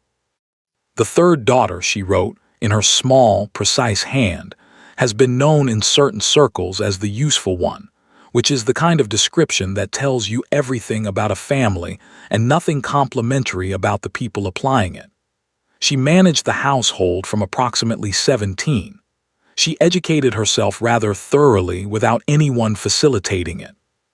She was presented one season, inadequately, and then apparently forgotten about, which I can only describe as a significant oversight on someone's part.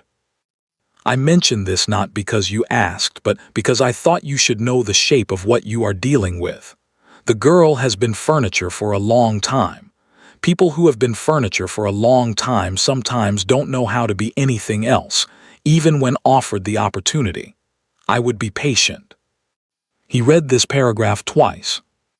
Then he folded the letter and put it with the others in the locked drawer, and he thought about Clara at breakfast this morning, reading Thucydides with the unhurried absorption of someone who had decided they were allowed to simply be where they were. and he thought that Mrs. Whitfield was very wise, but that in this particular case, her caution might be slightly unnecessary. He thought Clara Voss had spent enough time being furniture. He intended to do something about that. He went to find her that afternoon. She was in the morning room, which she had quietly claimed as her own over the past 2 weeks. Not officially, not with any statement, simply by consistently being there in the afternoons with whatever project she had set herself. Today it was correspondence of her own, he saw. Several letters laid out with the systematic organization of someone who had a great deal to say and was being methodical about it. She looked up when he came in. Something in her expression, a very faint, very quickly controlled flicker, made him think she had been half expecting something and wasn't entirely sure what. "Sit down," he said, taking the chair across from her. Then, hearing himself, "Please." The corner of her mouth moved. She put down her pen. He looked at her for a moment. "I want to tell you what I've done," he said, "and then I want to ask you something." She was very still. Not the frozen stillness of someone afraid, but the deliberate stillness of someone giving their full attention. "I have engaged my solicitor to address your father's debts," he said. "Not all of them, enough to stabilize the estate.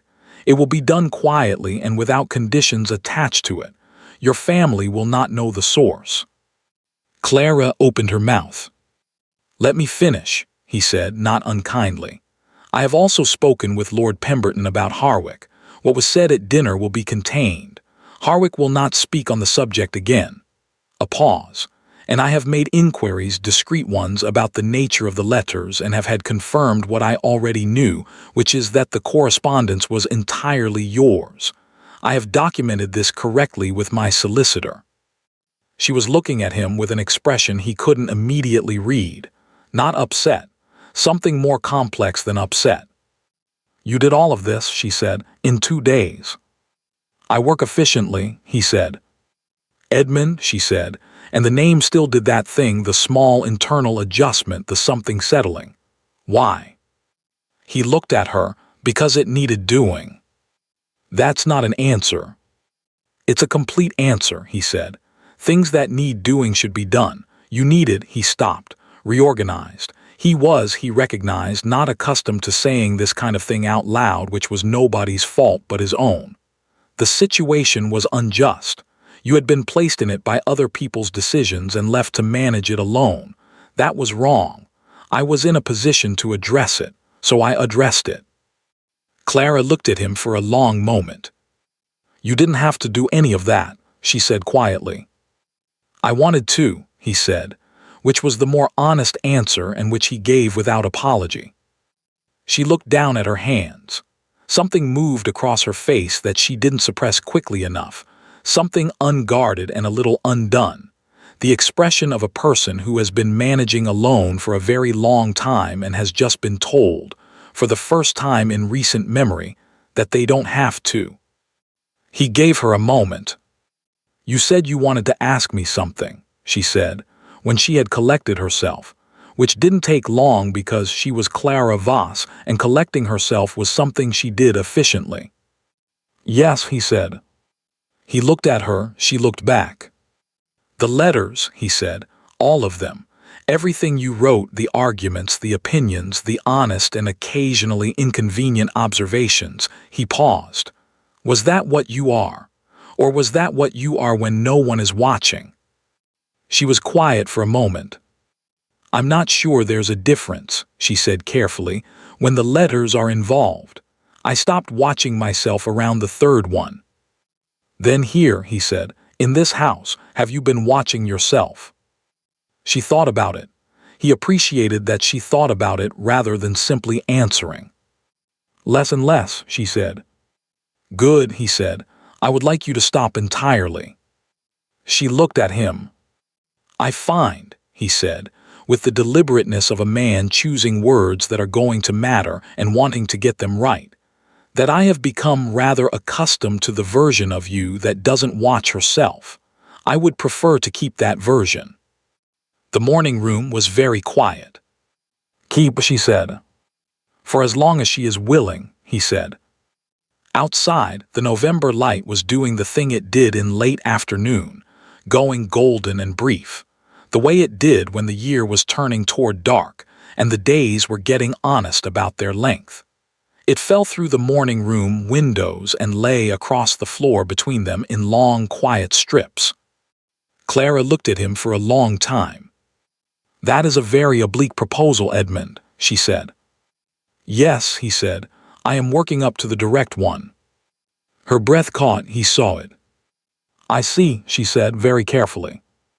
"I have certain things to resolve first," he said. "The situation with your family, the matter of Harwick." He stopped. "The correct order of things. I want it done properly. I want there to be nothing left unaddressed before I ask you directly, because when I ask you directly, I want the answer to be about the question and not about circumstances." She looked at him with something that was not quite an expression he had a word for, something that lived at the intersection of moved and exasperated, which he was discovering was a combination she was particularly capable of. "You are a very thorough man," she said. "Yes," he said.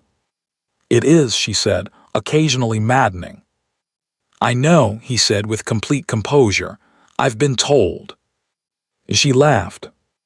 It was he had heard her laugh before, the controlled social laugh, the quiet, amused exhale. This was different. This was unguarded, real, a fraction of a second of pure, uncalculated response, and it was over quickly, but it happened, and he filed it correctly and kept it. "All right," she said when she had recovered herself. "Do your thorough work. Resolve your situations." "Thank you," he said. "And Edmund," she said. He looked at her. "When you do ask me directly," she said, "don't be oblique." Something moved at the very corner of his mouth. "I'll endeavor not to be," he said. He stood. He went back to his study. He sat at his desk and picked up his pen and continued the work with the focused efficiency of a man who has a great deal to do and is, for the first time in some time, very clear on why he is doing it. The situation with the family came first. He did not handle it himself. That would have been graceless. He used Graves, who was graceless in the specific, useful way of solicitors, capable of delivering uncomfortable information with the neutral affect of someone reading a weather report.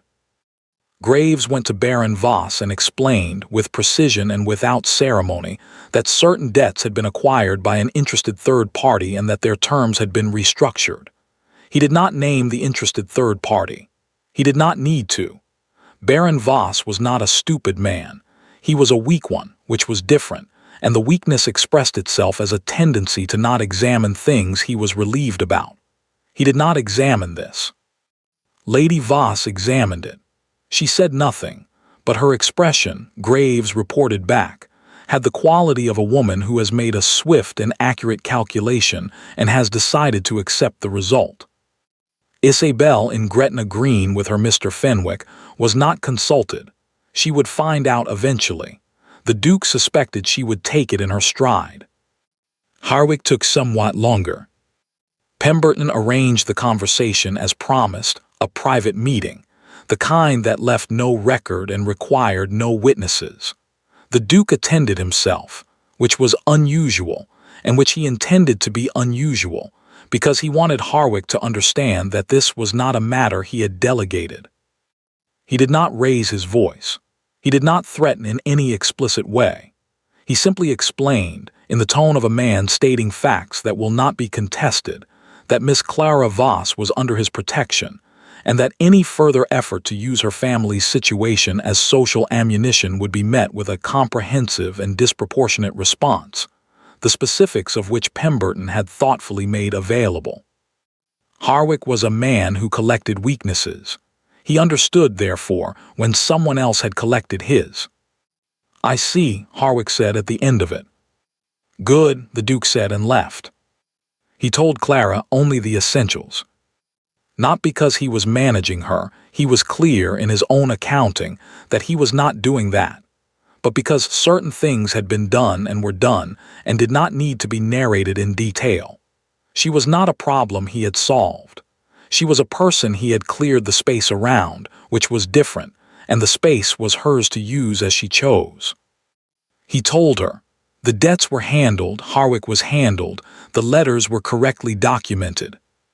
She listened with the full, unhurried attention she gave to everything. Then she said, "You are a very frightening man when you are motivated." "Only when it is warranted," he said. "Is that meant to be reassuring?" "Is it not?" She considered. Oddly, she said yes. On the Friday of the third week, a letter arrived from Lady Voss. It was, in its way, a masterpiece of a certain kind of letter, the kind that accomplishes a great deal while appearing merely to convey pleasantries. Lady Voss wrote that she intended to return to Wiltshire within the week, as there were matters at home requiring her attention. She wrote that she hoped Clara was well and settled. She wrote that she had every confidence things would resolve themselves satisfactorily, by which she meant, Clara understood, that she was withdrawing from the field and leaving Clara to whatever outcome presented itself. It was, in its own oblique way, a form of release. Clara read the letter twice. She put it on the writing desk. She sat for a moment with the quiet that comes when something that has been pressing from outside finally lifts. She thought about Mrs. Whitfield's letter, which she didn't know existed, the assessment she had never heard, the words furniture and asterisk forgotten that had been written about her in a letter she would never read. She thought about all the years of being useful and invisible, and what it felt like to be in a house where someone noticed when a book moved on a shelf, where someone saved a line about attention in a letter and brought it back to you over dinner 3 months later. She thought about the impression was still not inaccurate. She folded Lady Voss's letter. She put it in the drawer. Then she went downstairs to the library, where Thucydides was waiting on the correct shelf, and she settled into her chair by the fire and she read, unhurried and entirely present, in the house that had been gradually, quietly, without any formal announcement, becoming somewhere she recognized. He found her there at 5:30, as he usually did. He sat in his chair. He opened his book. The fire went on doing what fires do, the particular, patient constancy of something that asks nothing and simply continues. After perhaps 10 minutes of companionable silence, Clara said, without looking up, "Lady Voss is leaving on Monday." "I know," he said. "Graves informed me." "You knew before I did." "Probably." She turned a page. "Edmund." "Yes." "Have you resolved your situations?" He was quiet for a moment. "The relevant ones," he said. She looked up from her book. He was already looking at her, had been, she suspected, for a moment before she turned. With the full, unhurried, complete attention that was his particular way, that she had been given nowhere else and had stopped pretending she could live without. "Clara Voss," he said. Just that, her name. The way he said it, without effort, without performance, as though it had always been the natural word. "Yes," she said. "I would like to ask you something," he said, directly. Her heart, with the good sense it occasionally showed, went very still. "All right," she said. The fire moved. Outside the library windows, the November dusk was settling over Ashford Estate, long and blue and quiet, the grounds folding themselves into the early dark with the patience of things that have seen many evenings and are not troubled by one more. He looked at her. "Will you stay?" he said, "not as a guest, not as a visitor, not as anything provisional or temporary or arranged by someone else." A pause. "As my wife, of your own choosing and no one else's." The library was very quiet. Clara looked at him, at the man who had received 11 letters from a woman writing under a false name and had known, somehow, and had not said so, and had put Thucydides on the shelf with a note in it, and moved his chair and stood between her and Harwick in a room full of people without being asked. She thought about I would be patient. She thought he had not needed to be, very long. Yes, she said, obviously yes. Something moved across his face, real, uncontrolled. A fraction of a second of pure, unguarded response. There, and gone so fast she almost missed it. Almost. She didn't miss it. Good, he said with great composure, and went back to his book. She looked at him for a moment longer. Edmund, she said. Yes. You smiled. I did not. You did, I saw it. You are misreading the firelight, he said, without looking up. I am not misreading the firelight, she said. He turned a page. The corner of his mouth, just the corner, barely perceptible, entirely real, did something that could not be argued with. Clara looked back at her book. She did not say anything else. She did not need to. She wrote him a letter that night. Not because they were in different houses, not because the distance required it, not because there was anything left unresolved between them. She wrote it because she wanted to, which was a reason she had not permitted herself in a long time, wanting something simply because she wanted it, without calculating the cost first. She sat at the writing desk in her room with the fire going and the house quiet around her, and she wrote without stopping. The way she had written the reply to his 4 words, the way she had written the best of the 11 letters, without watching herself, without managing the impression, without leaving anything in reserve for a more important occasion. She wrote about the carriage, about the 2 hours of countryside going by while Lady Voss explained what she had done, and the way Clara had felt the gates of Ashford Estate appear in the distance like something inevitable rather than something chosen. She wrote about the painting in the corridor and what she had actually been thinking when she said what she said about the figure at the edge of the frame, that she had been thinking about herself, standing slightly outside every room she had ever been in, and that she had not meant to say it out loud and had said it anyway because the corridor was empty and the painting was honest and she had been tired. She wrote about the letters, about the 3rd one when she had known she had stopped performing and started simply corresponding, and the particular freedom and terror of that, about the line he had written, I find that most people say what they believe I wish to hear. It is, I confess, rather exhausting, and how she had read it at 10:30 on a Tuesday night and felt, for the first time in longer than she could accurately say, that someone had asked a question she was actually qualified to answer.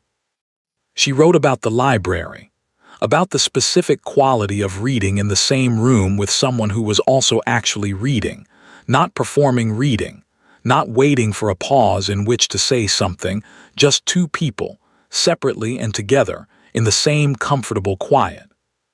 She wrote, I have spent a long time being useful, being manageable, being the version of myself that caused the least disruption to the people around me. I became very good at it. I am not sure I knew, until approximately the 2nd week in your library, that I had also become rather lost in it. She wrote, you asked if I meant what I wrote. I meant all of it. I mean this too. She did not write I love you, because it seemed, on examination, both too large and too small for what she was trying to say. She wrote around it instead, the way you describe a landscape by naming everything in it, and trusted that he would read it correctly, because he always read things correctly. She folded the letter. She wrote his name on the outside.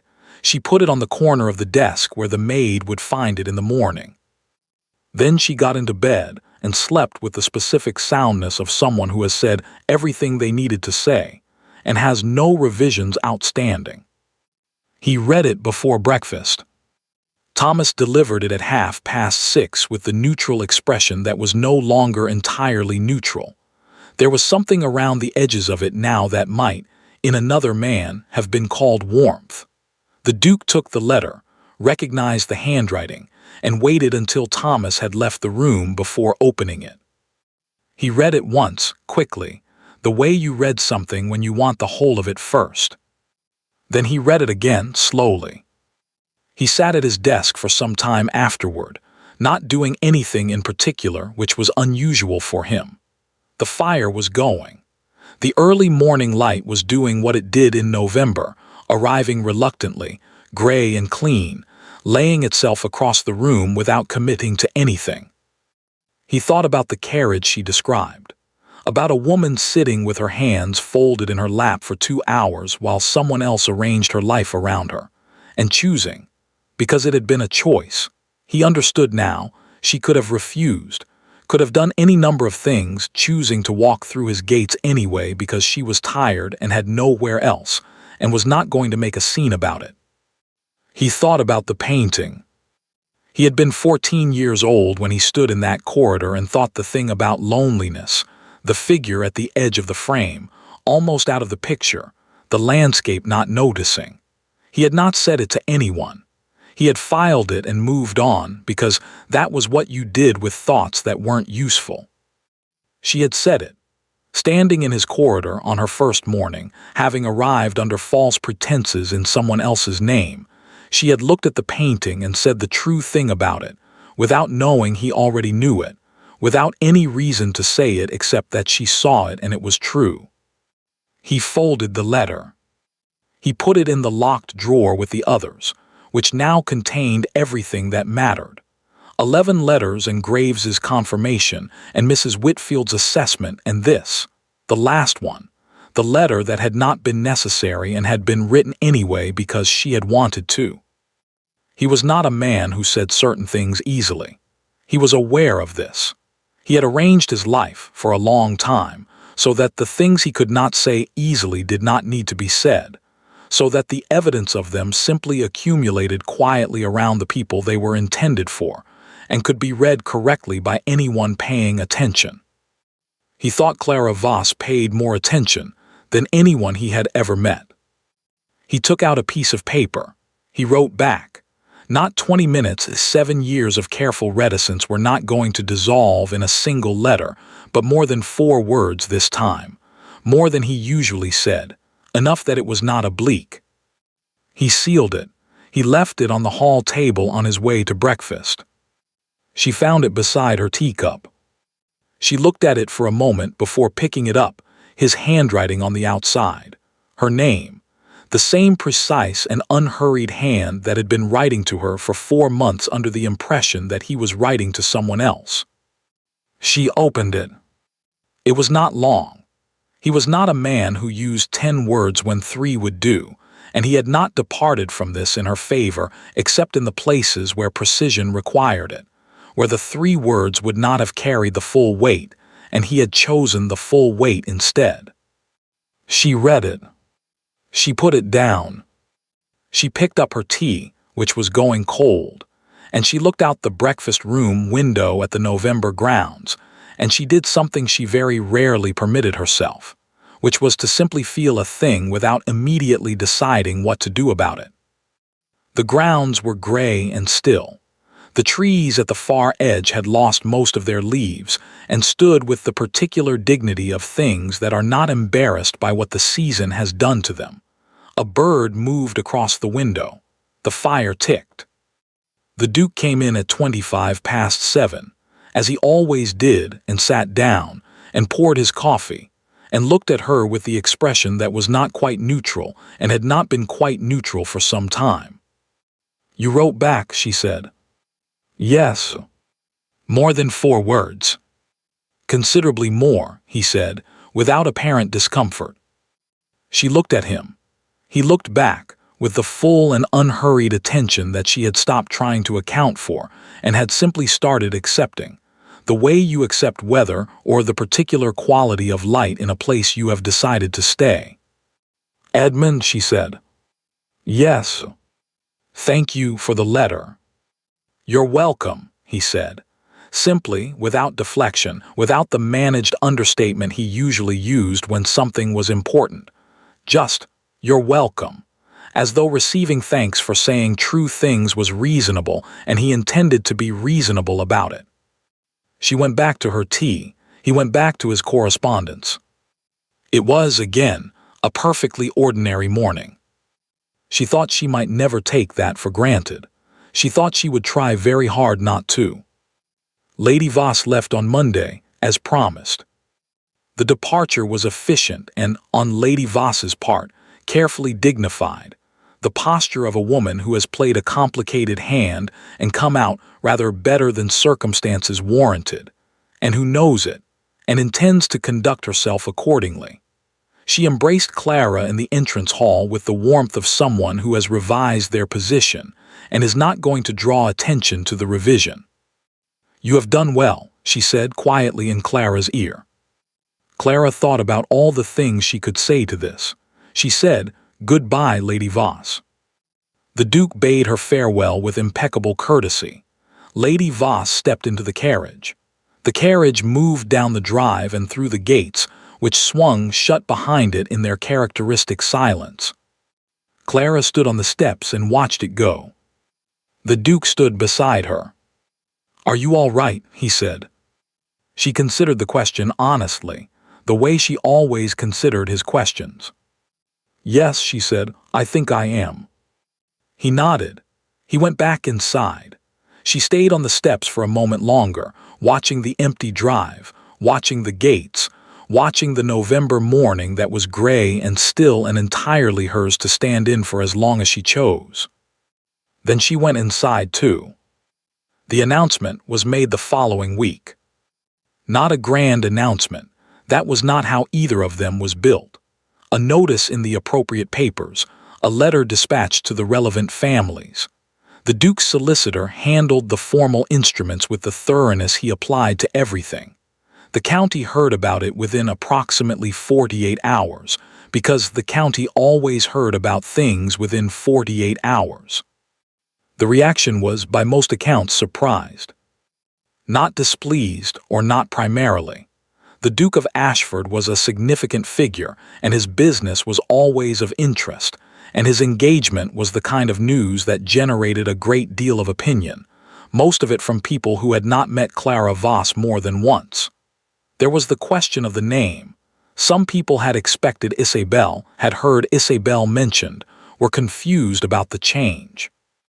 This question resolved itself, as such questions do, when people met Clara and found that she was not confusing at all.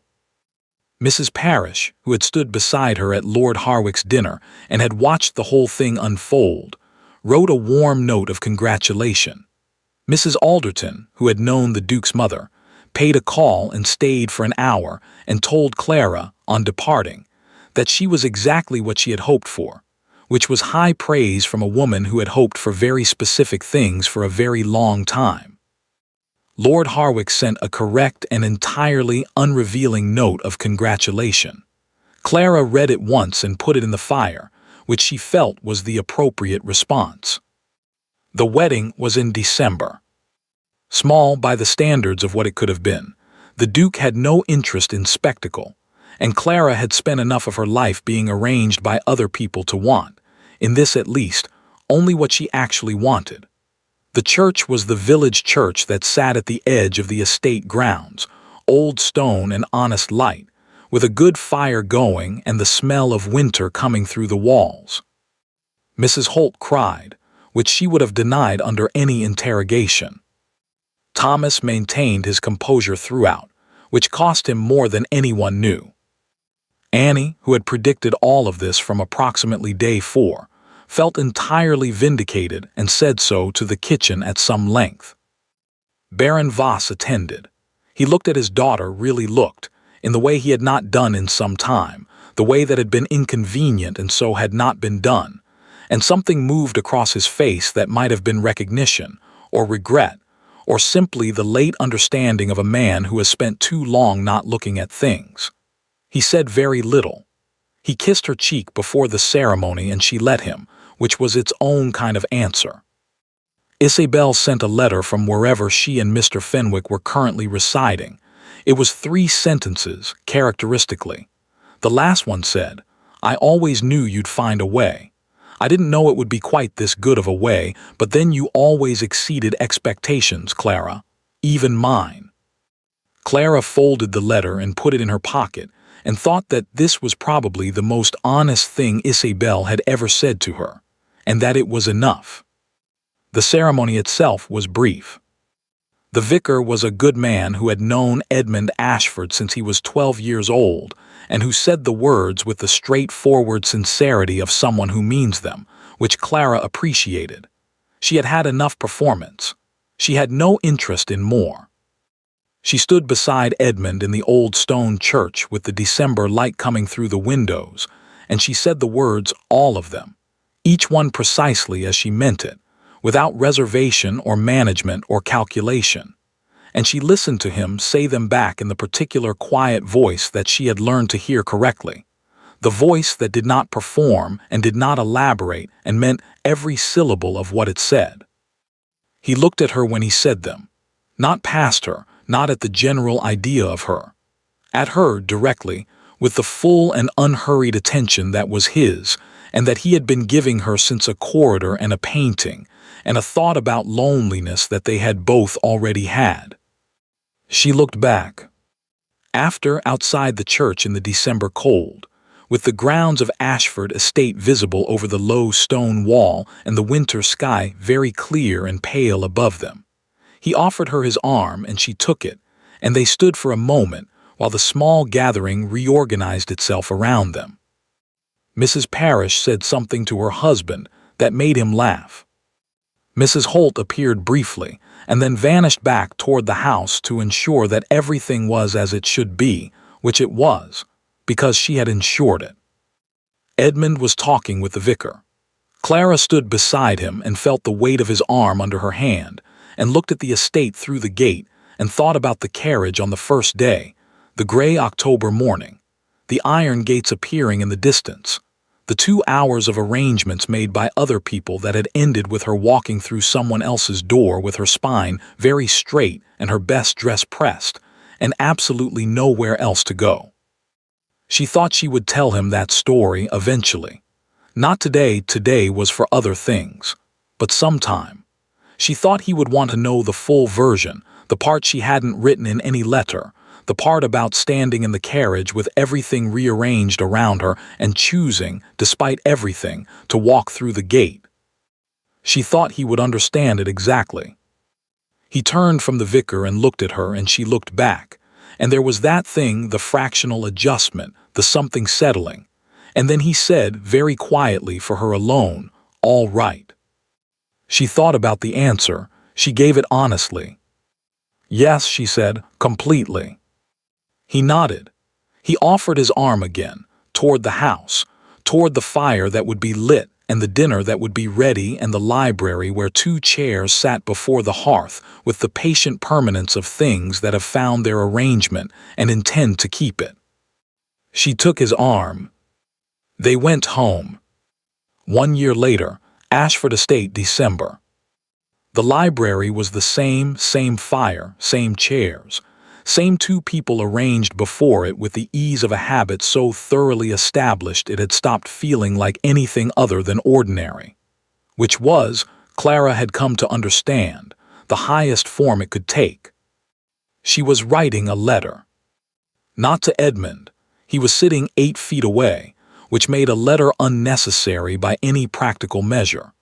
She was writing to Mrs. Parrish, who had asked after them with the particular warmth of a woman who had been present at the beginning and felt a proprietary interest in how it had turned out. Clara was telling her. She wrote about the year, the estate in winter and then spring, the ground she had learned room by room and acre by acre, the library she had now read through in its entirety and reorganized once, correctly, and which had generated a 40-minute discussion about whether chronological was truly superior to thematic that had ended inconclusively and satisfyingly. She wrote about Mrs. Holt, who had stopped calling her Miss Voss sometime in February and had never explained why or announced the change, simply done it, which was very Mrs. Holt. She wrote about the morning in March when she had found a slip of paper tucked into a volume of Plutarch, second shelf correct placement that said only, still not inaccurate, E**. She had kept that one too. She wrote about the letter she had found in the locked drawer of his desk, which she had not been snooping in. She had been looking for the estate accounts, which he had asked her to review, and the drawer had been left open, which she chose to believe was an accident and which she strongly suspected was not. The letters were all there, 11, plus hers, plus his reply to hers, stacked with the precise care of someone who keeps things that matter. She had not said anything about it. She had reviewed the estate accounts and returned the key and gone about her afternoon. That evening in the library he had said, without looking up from his book, "The accounts are on the third shelf, left side." "I found them," she said. "Good," he said. A pause. "Edmund," she said. "Yes." "The drawer." He turned a page. "Which drawer?" "You know which drawer." He said nothing for a moment. Then, "The key sticks. I've been meaning to have it fixed." "It didn't stick," she said. Another pause. "No," he said, "it didn't." She had looked at him. He had looked back, with the expression that was not neutral and had not been neutral for a very long time, and in it she had read, as clearly as anything he had ever written, everything she had needed to know about the locked drawer and what was in it, and why it was kept. She had gone back to her book. He had gone back to his. The fire had gone on being a fire. She was finishing the letter to Mrs. Parrish when she heard him put his book down. She kept writing. She had learned in a year to read the quality of his silences, and this one was the particular kind that preceded something rather than followed it. "You're writing about me," he said. "I'm writing to Mrs. Parrish." "Which includes writing about me." "You feature," she said briefly. "How briefly?" "Most of the letter." A pause. "I see," he said with great composure. She signed the letter. She blotted it. She folded it with the crisp efficiency that was hers and had always been hers, the efficiency that had once been called useful and was now simply called Clara. She looked up. He was watching her, had been watching her, she knew, for some portion of the letter, because he watched her the way he read things he found worth reading, with the full unhurried attention that had been hers since a painting in a corridor and a note in a book, and 4 words slipped under a door. "What did you tell her?" he said. Clara considered. "That you smiled at our wedding," she said, "twice, and that you still maintain you didn't." Something moved at the corner of his mouth. "3 times," he said. She stared at him. "You said you didn't smile at all." "I said I didn't smile." He picked up his book. "I didn't say it was twice." Clara looked at him for a long moment. "Edmund Ashford," she said. "Yes." "You have been managing this story for a year." "I have been accurate," he said with complete serenity, "for a year. There is a difference." She laughed, unguarded, real, the laugh that was only his, that she had stopped trying to contain sometime in January and had not retrieved since. He did not smile. His mouth did the thing it did that corner, that barely perceptible movement, and he went back to his book with the composure of a man who is, quietly and entirely, exactly where he intends to be. She picked up her pen. She added a postscript to Mrs. Parrish's letter. 3 times asterisk she wrote, "He has just informed me. He has apparently been keeping count." She sealed the letter. Outside, the December dark had settled over Ashford Estate, the grounds folding themselves into winter with the patient permanence of things that do not need the light to know where they are. The fire went on. The chairs held their arrangement. The library sat around them, chronologically organized and fully inhabited, smelling of old paper and wood smoke, and the specific warmth of a room that is used rather than kept. He had been warned that she would soften him. They had been right. He just never told anyone he hadn't minded at all. And she never told anyone, not Mrs. Parrish, not Mrs. Holt, not anyone, about the morning she had found, tucked beneath her teacup on an ordinary Tuesday in April with no occasion and no explanation, a single folded note in his handwriting. 3 words. Worth it all. She had put it in the locked drawer. He had never asked where it went. He already knew. Thank you for listening to the story all the way to the end. Please tell us which city you're watching from and what the story made you feel. Don't forget to subscribe so you won't miss new stories.